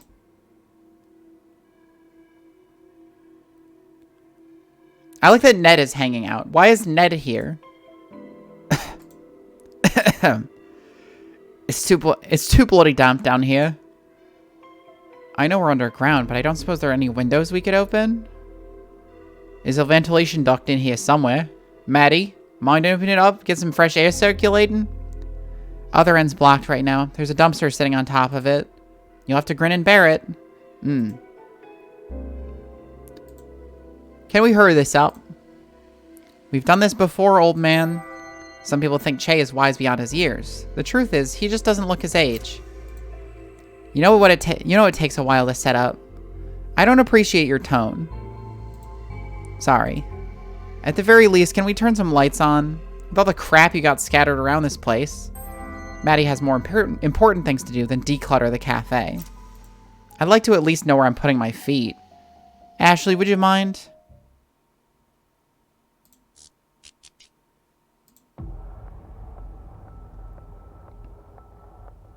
So here we are back at the beginning. Thanks. You're more organized than last time, I see. Practice makes perfect. Keeping a place organized is easy. You just have to clean a little bit every single day. Just. Hey, Maddie. How much more wire do we need? I think that's enough. Great. Now, Che. What's up, little P? Some people use diminutive nicknames to create emotional distance. Che uses them to close that distance. I found you a chair. Ah, thank you. So, this whole thing, surely it's not legal, yeah? Yes, the council found it confronting, for good reason, I suppose. Because it utterly upsets the natural order, mate. It's not just bureaucracy. Sometimes the powers that be are willing to turn a blind eye, but patience and leniency are both in limited supply these days. Shush you. Most rules can be bent after all. And Maddie has a particular fascination with breaking rules. Maddie says that the only reason she learned the rules is so that she would know when to break them. She's only half joking. Hey, don't give her all the credit. Blech. Is this related to her gambling for time? So, the transfer was the same sort of magic we're doing now. Yes. The council successfully suppressed all available information about it, though. Suppressing information doesn't make it go away. It just hides it from the eyes of people who lack the curiosity and persistence to uncover it. For good reason! What happens if something goes wrong? Well, you don't tend to mess it up more than once. Or try it again after you fail, for that matter. What do you even call this sort of magic, then? Questions are relevant because it's banned. Strictly verboten, off limits, and likely to be met with a harsh penalty. Extremely cool? That's what I call it. Well, by definition, it's a conduit ritual. Rituals are boring. That's the consequences that you have to worry about. But hey, we're among friends, so let's call it what it really is. Necromancy. All those hours are in this tree. Why do you hoard the hours here instead of using them to pay off your debt? Why would I use them to pay off a debt if I can use them to save a life instead? Oh, shit. Alright. How can I help?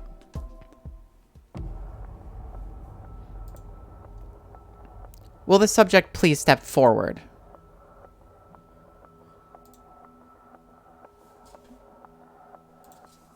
Council Gazette. We regret to inform you of the passing of Che Wu, a beloved fixture in the Australian alchemical community and owner of the terminal. As an innovator in alchemy and material spellcraft, and as a friend to anyone and everyone who walked through his doors, he will be missed. The best compliment a man like Che could ask for.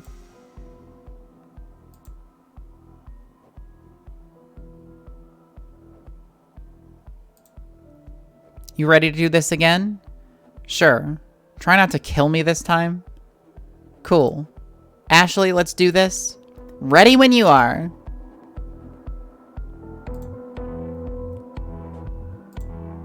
I hate this. You have reservations? It's unnatural to store hours a non-sentient being like that. It can still feel pain, and this is a very painful process for everyone involved. Yeah? Yeah. Guess it's time for us to watch the show. Let's see how badly this can go wrong. Yay. So Che was dead the whole time, and probably has been dead for a really long time. I wonder how he's dealing with all that pain. Calcination, solution, separation, conjunction, putrefaction, congelation, cibation, sublimation, fermentation, exaltation, multiplication, projection. Conjunction. Oh, some slime. Some of the magic slime. Good enough. Ashley, everything's nominal in my end. We're looking good, so let's get started. Increase the power to 80%. Cibation.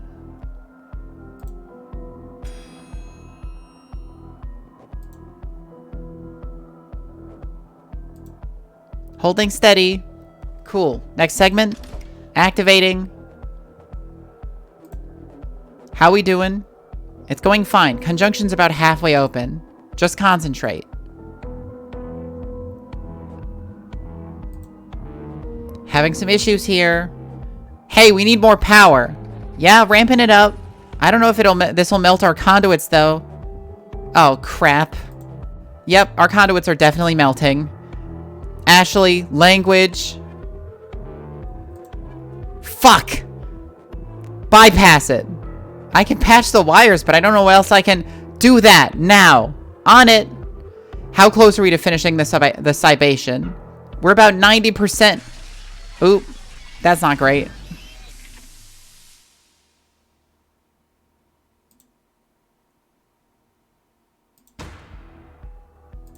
Shit. Shit, shit, shit. Are we gonna try again? I think I'll have to reinforce the wires and that'll fix it. Yes. We're gonna keep going until we make it through. Do or die. Reset, then and start again. Calcination. Separation. Conjunction. Libation. Ugh, not again. Just a couple seconds more. And you got it.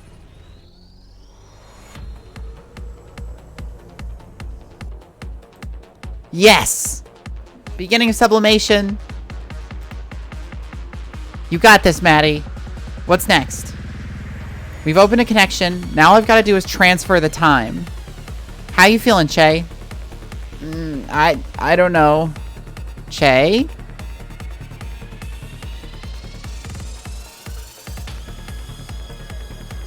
Oh, he's not looking good. Sublimation. No! Okay, okay, we won't stop. We've gotten this far. I'm not giving it up now, damn it. Maddie? I can't hold on to it. It's slipping out of my fingers. Energy levels are dropping again. See if we can keep it going just for a few more moments. Rerouting.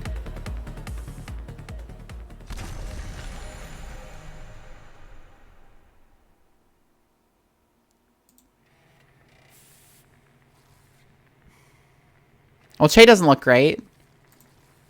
We could try it again. I don't plan on stopping. I think the conduit's only going to last one more go, then it's kaput. And maybe you're kaput, too. I don't know. Shit. Alright, Ashley, take your positioning and we'll get it this time.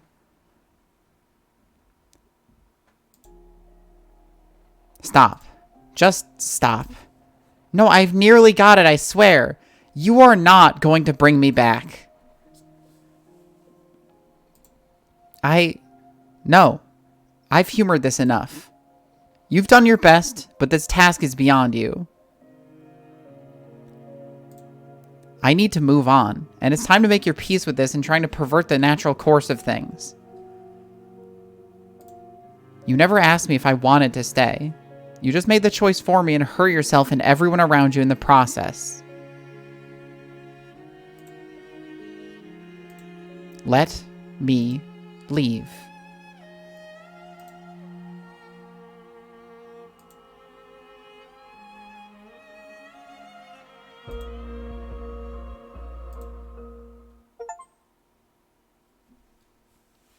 So the whole ritual was trying to resurrect Che, who had died, like, presumably approximately 600 hours before now.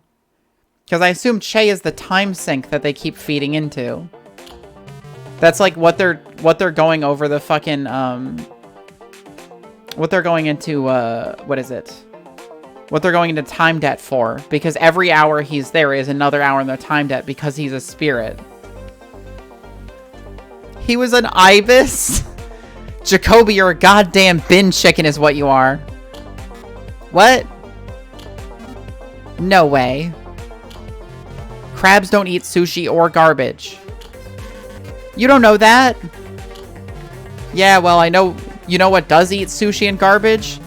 Fescaronis molluca, otherwise known as the Australian bin chicken. We find that term offensive. We're actually white ibises. Aha! Ha! Incriminated yourself there. I'd expect nothing less from a bin chicken. Damn it. Okay, so moving on. Classic misdirection. No, seriously, did you see what happened back there? Yeah, that was rough. And yes, that thing with the ritual was also tough to watch. You weren't here when Che died, but I remember they just behaved like nothing had happened. Oh. My impression was that neither of them had ever remotely considered the possibility of failure. Idiots. Yes, but we're only here because of them, so we should be respectful. It seems to me like nobody in this cafe really seems to think things through. Yep. This place has a weird effect on people. Too much magic in the air, maybe? Who knows? Will they be okay? I don't know how I forgive something like that. Being kept here against my will while my very essence breaks down? That's what I believe kids these days call a party foul. Honestly, I don't know. I think Maddie probably has some self-reflection to do.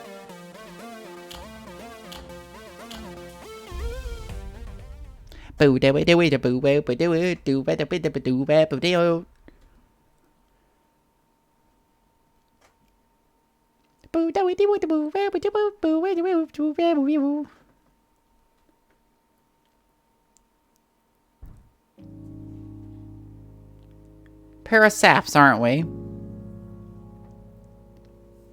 Oh, now we're in the ritual room.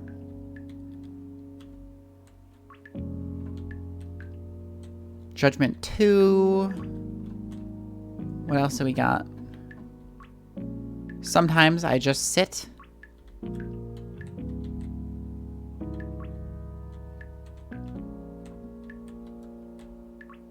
Who wants to live forever? Okay, so we got the 3.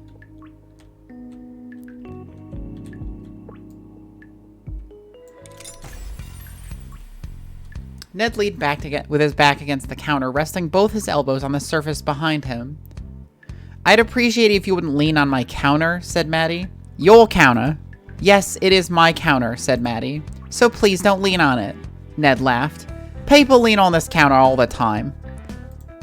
Customers lean on this counter. You're not a customer. What if I ask for a drink? Then am I a customer? We reserve the right to refuse service to anyone, so no. Simply requesting a drink would not make you a customer. A man with long, thin arms approached the counter.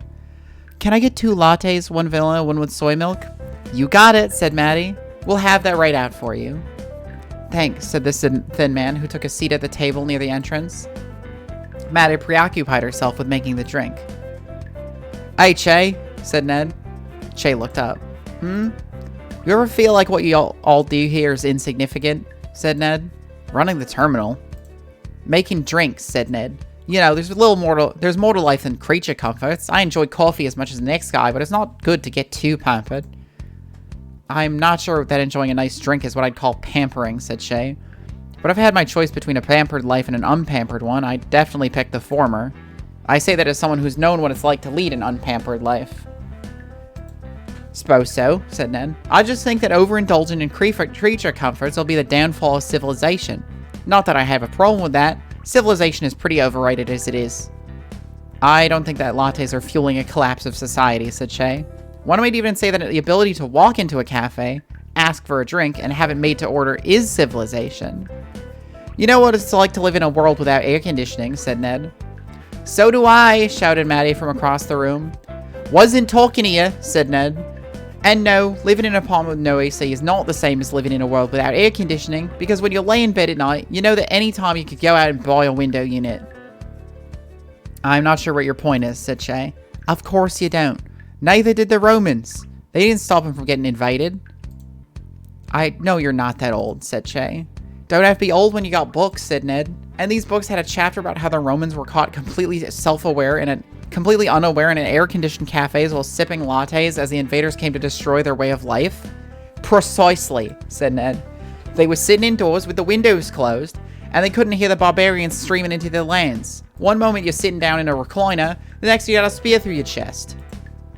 Shay raised his eyebrows in a way that gave the impression of someone who had just rolled his eyes without wanting to invest the effort of having to roll his eyes. I think I'll take the recliner. And when I wind up with a spear in my chest, you can come and laugh at me, said Shay. Sure, said Ned. Like I said, I've got no dog in this fight. I'm just not offering advice, just judgment. You can go on doing whatever you want. I'll keep thinking less of you for it. Shay glared at Ned. Said Ned. Not that I judge you. You know what it's like to have a hard life. I can tell from the calluses on your hands. You don't get those by accident. Ned lowered his voice and glanced at Maddie. But her, you and I both know the kids these days. Shay grabbed Ned by the scruff of his neck and jerked him violently before softly speaking directly into his ear. Don't ever try and judge her, Ned. You don't know the first thing about what she's been through. Shay let go of Ned's collar, but not before giving a violent tug. Fine, I get it, you're protective, said Ned. But not everyone here is like your little protege. Like Mr. Scrawny over there. He jerked his nub toward the direction of the thin-armed man who was awaiting his lattes. Same thing goes for him, said Shay. What do you know about what he's been through? Who are you to judge? Ned raised his hands defensively. I'm just saying, times aren't what they used to be. You're right, times aren't what they used to be, said Shay. And do you know what I've learned from being around for quite a while? It doesn't get easier. I get stronger, but life doesn't get easier. So kindly fuck off with your kids these days bullshit. Sheesh, said Ned. You know, as old souls go, you're no fun to commiserate with. Sorry to be a disappointment, said Shay. He stood up and started to walk away. It's old, said Ned, not looking up. Shay stopped and turned to him. What is? To see you give so much of a fuck, said Ned. I thought you had no fucks left to give. I have fucks left to give, but they're not as plentiful as they used to be, said Shay. So I have to save them for the things I care a lot about. I was just bullshitting, you know, said Ned. Trying to taking the piss out of everyone is supposed to be a recreational pastime. I was just working in the material in front of me.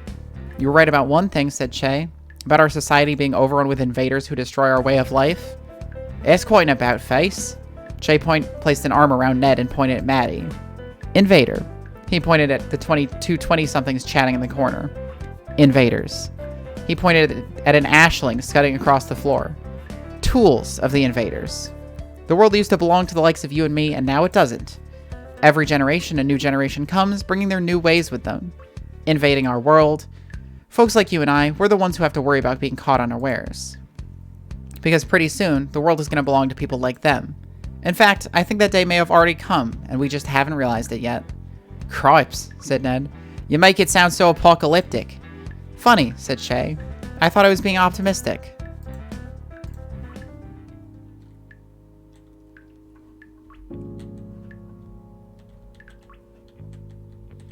Oh my god, maybe he was being optimistic. He thinks the young people are good.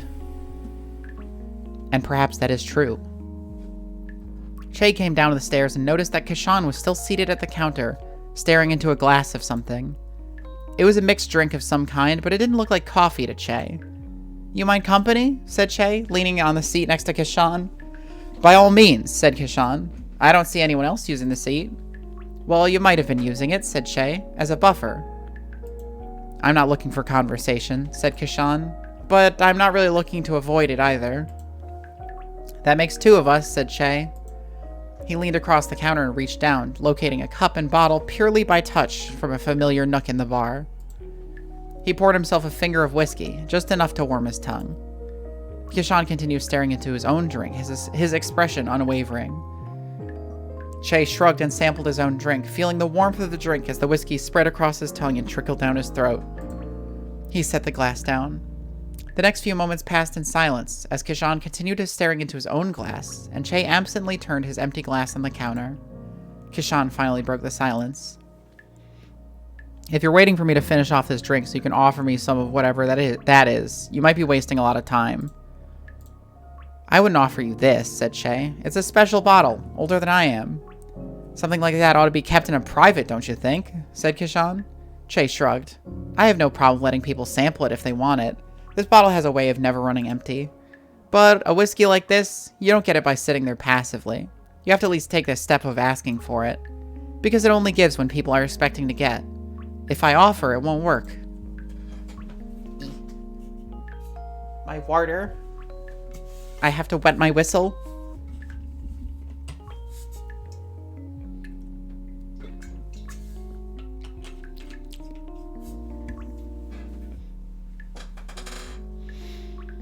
It sounds like you have a bottle that's in the business of filling people's subconscious prophecies, said Kishan. That does seem to be the case, said Shay. I try not to think about it. Bad juju. Juju? Is that a real thing here? A real thing here as it is anywhere, said Shay.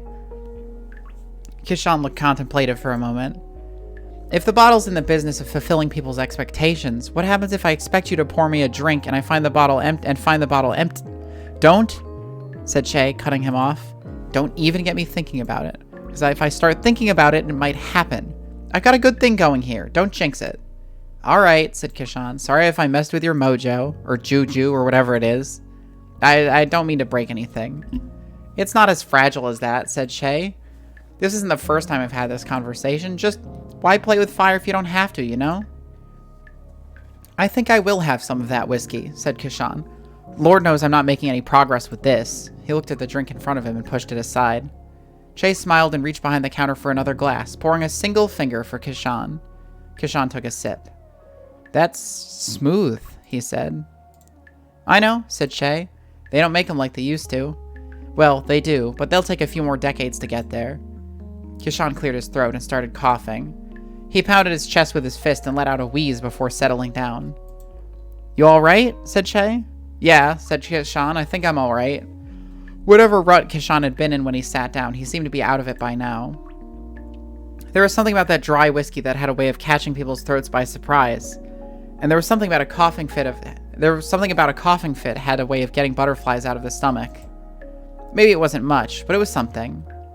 Shay smiled as he put away the bottle, giving it an affectionate pat as he set it down. One less case of post-mortem depression in the world. Good job, Pappy.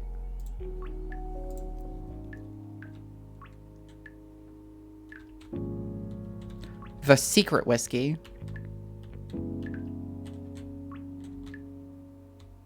Who wants to live forever?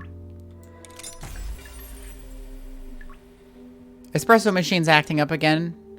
Maddie sighed. Why does it have to be like this? It doesn't have to be like this, said Shay. You're right, said Maddie. It wasn't always like this. If you travel back in time far enough, you'll find an era when we had a working espresso machine. And if you travel even further back, you get a time when espresso machines didn't exist, said Shay. Maddie reached below the counter for a bottle of Chardonnay she had opened that morning. It was half empty. Is this the prelude to one of those moments where an old man tells me about how lucky we are to have things so easy? Nah, said Shay. Things aren't easier. In fact, they're harder. That's why you need all the modern technology to help deal with them. Shay nodded to the wine bottle in Maddie's hand. So, are you going to offer me some of that, or just keep squeezing its neck like you're trying to choke it? Maddie began pouring a drink for Shay. So, what were things like back in the old days? Well, for one thing, we didn't need glasses back then. Glasses are not a new invention, old man. I've seen pictures of Benjamin Franklin. Well, yeah, we had glasses back then, but we didn't use them. We drank straight from the bottle. Har har. No, really, said Che. Glasses are just one more thing to keep track of. One more thing to clean. It's much easier to just pass a bottle back and forth. That may be the case, said Maddie. But I'm sure our patrons appreciate the extra effort that goes into making sure they are always drinking from clean glasses. I'm sure they do, said Che. That's another thing that's changed. Everyone's a connoisseur of whatever they're drinking. Is that you finger-wagging about how young people all have particular tastes? No, said Che. At least, I don't think it is. I guess people are all enjoying the present moment more. Back when we drank sock juice, we were just doing whatever it took to get the stimulant into your bloodstream. Ditto for most depressants. Do I want to know what sock juice is? Said Maddie. Because I'm fairly certain I don't. We didn't have coffee filters back then, said Che, so you'd use a sock instead. Don't worry, we always used clean socks whenever they were available. Maddie closed her eyes, looking physically ill.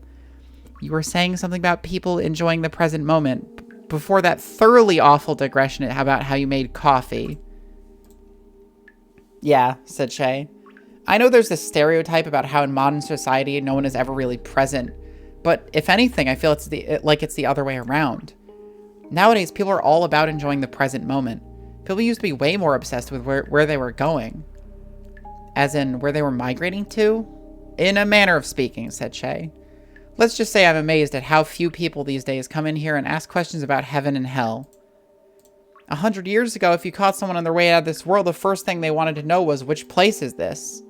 And after they found out they were on a temporary stop to the next place, they want to know where it was they were going. There's still plenty of that, said Maddie. Yeah, but a lot less of it, said Che. And, you know, I don't think it was a case of people's priorities suddenly changing once they found themselves standing on the precipice. There were people who used to describe themselves as God-fearing. It was just a part of life. And now it's not. He shrugged. I guess people found more important things to worry about. There wasn't a lot going on back then. He took a sip of Chardonnay. Good thing I'm going to live forever. Worried that you'll go to hell? Hell yes, said Che. I've done way too much sinning to ever make it to heaven. You've done more good than ill for the world, said Maddie. I'm pretty sure that balances it out. You probably have a positive balance. Nah, said Che. I don't think it works like that. I'm pretty sure I'm just a bad person who happens to do good things most of the time. Well, it might not be good enough for heaven, but it's good enough for me, said Maddie. So, I guess it is a good thing you're going to live forever.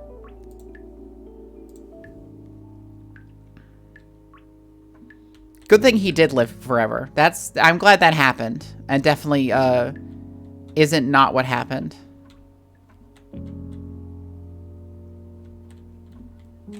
I still don't know where these doors go. Maybe it's the quantum hallways?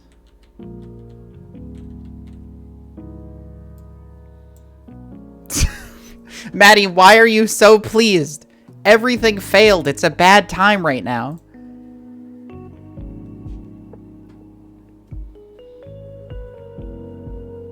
Che is super gonna have to leave. And you still have the time debt.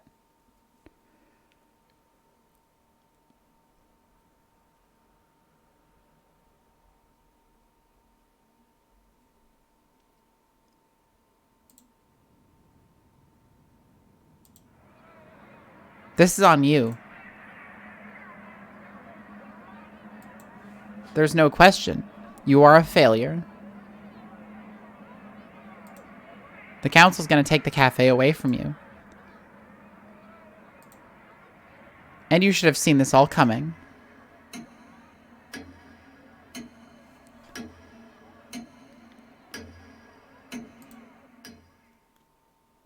Episode 7. Ghost.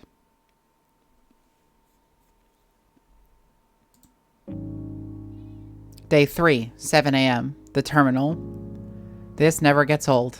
You know, I wondered for a long time how I'd feel if I never got old. And then I tried it out. And I got old anyway. There's probably a moral in that story somewhere. When did we ever have time for morals anyway? You're a hellion, you know that? Even the mild-mannered can raise hell under the right circumstances. It's weird to think you used to be just a mild-mannered student. I was just better at biting my tongue. Huh. If anything, I just hope that I was able to make your life a little more interesting. We've had a pretty good run, mate. I don't want you to feel like I wasted my time on you, or that having you in my life hasn't been an absolute bloody privilege. Can we do this later? Of course. I reckon I see someone walking over. Can you get the machine ready? If there was ever a moment when Maddie hoped a machine would fail her, it's now. Yeah. Let's make some fucking coffee.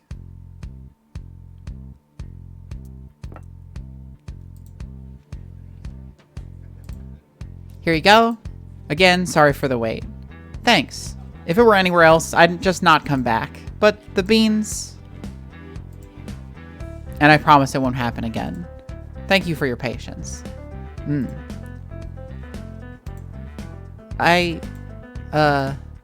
How long was I staring at the wall? 15 minutes by my reckoning. That's a long fucking time to stare at the wall. Che's method of reckoning may have been mostly based on hunches, but his hunches are formed by more experience than you can fit into most science textbooks.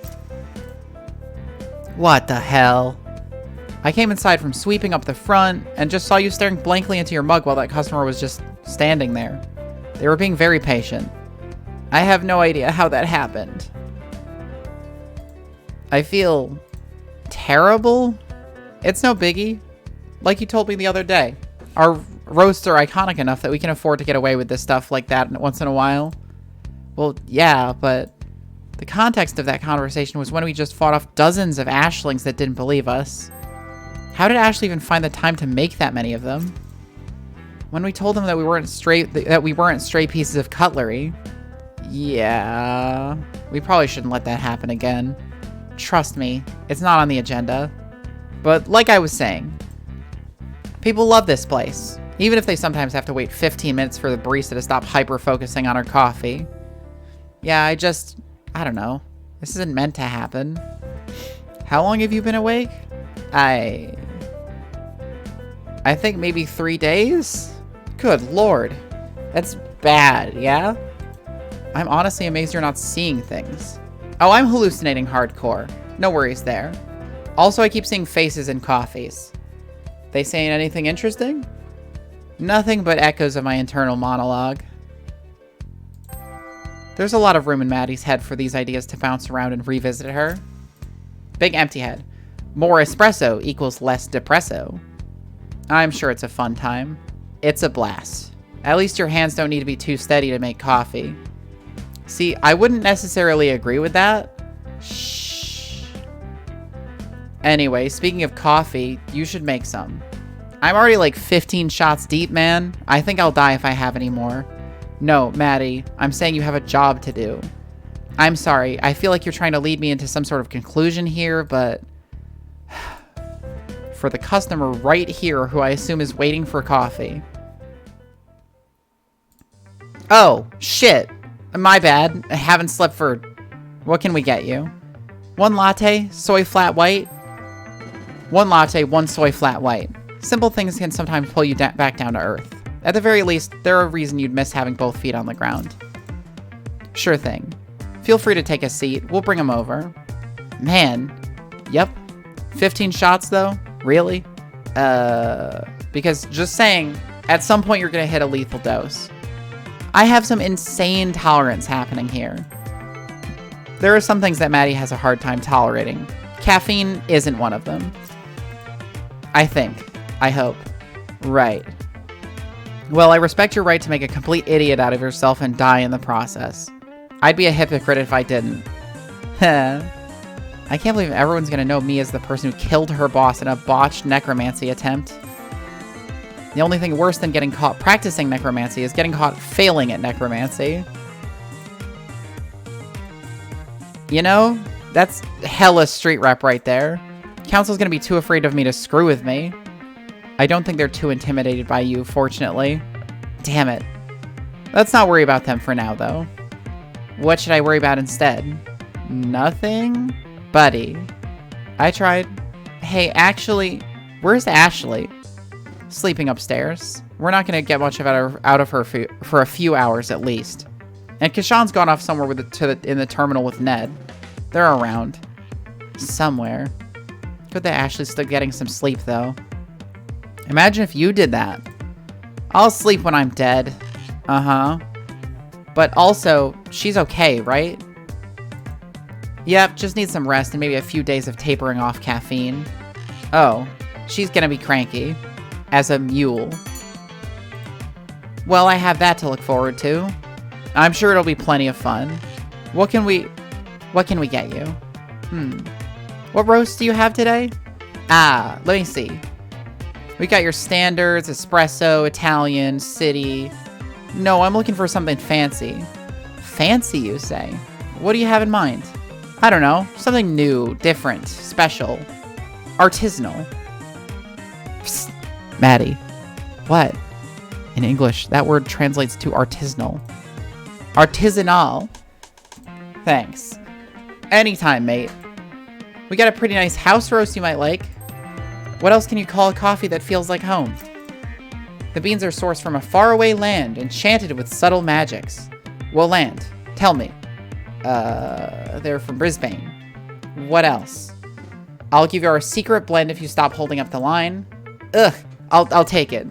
Go sit down. I'll bring it over to you. What were you gonna give him?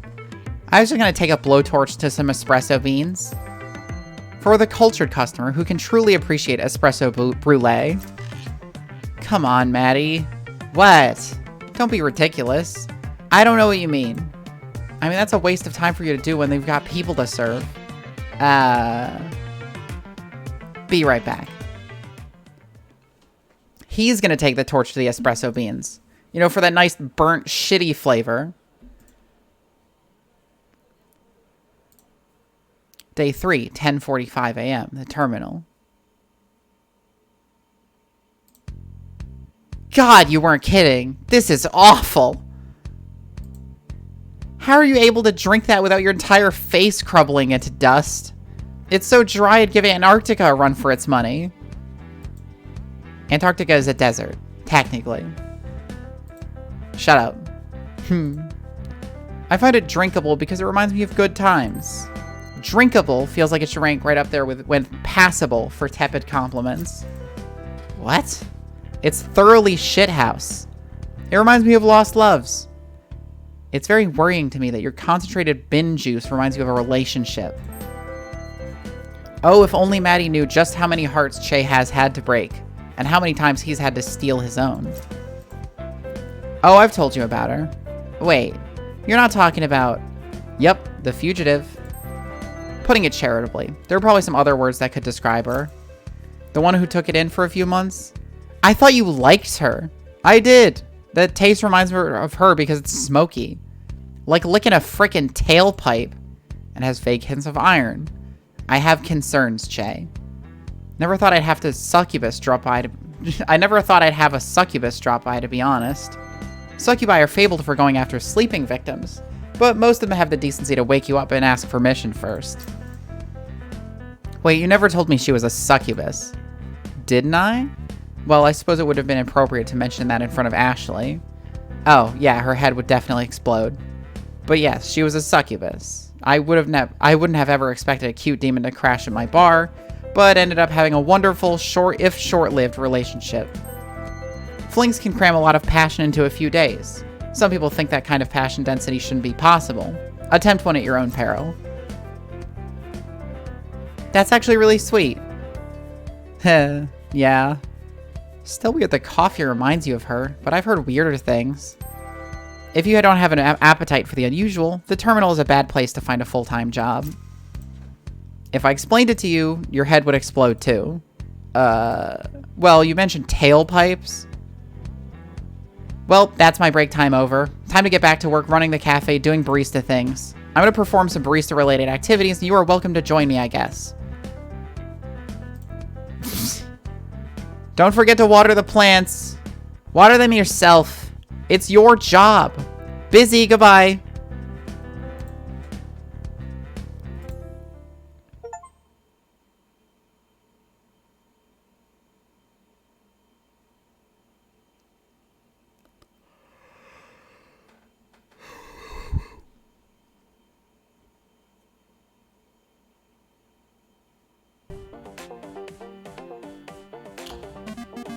Are we seriously here just so we can be part of a robot fight club?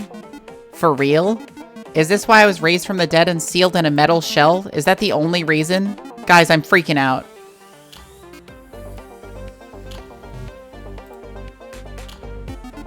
Why aren't you saying anything? Guys?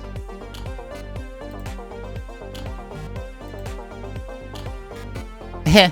Egg puns. Right? I should poach some of them. Seriously? Is this not a big deal to you? Nah. We only fight if we want to. And it's all in good fun. You're really endorsing capturing creatures and forcing them to fight one another? Sure, why not? It's not like we really have the capacity to get injured or bleed. Ethics, schmethics. Unbelievable. You two are unbelievable. Eh. Hey, is that the sound of someone calling us? I think it might be. Duty calls and all that. Toodles.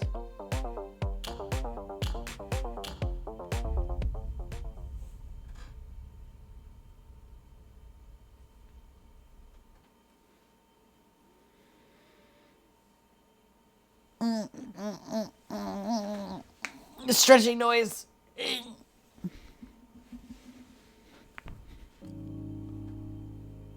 Don't forget to water the plants.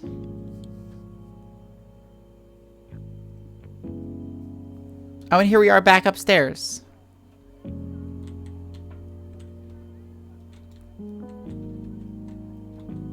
There are probably new stories around here.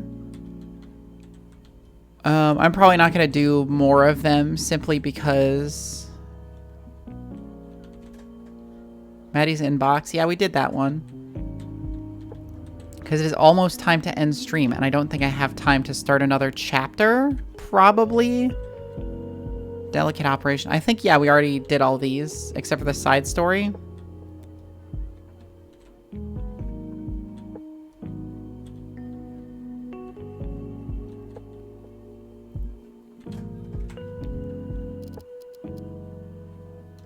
So I am going to find someone to raid.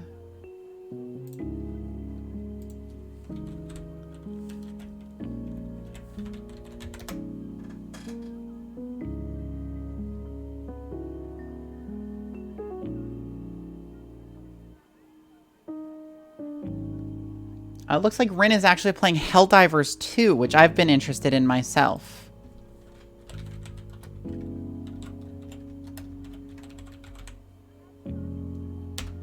So I'm going to start that raid.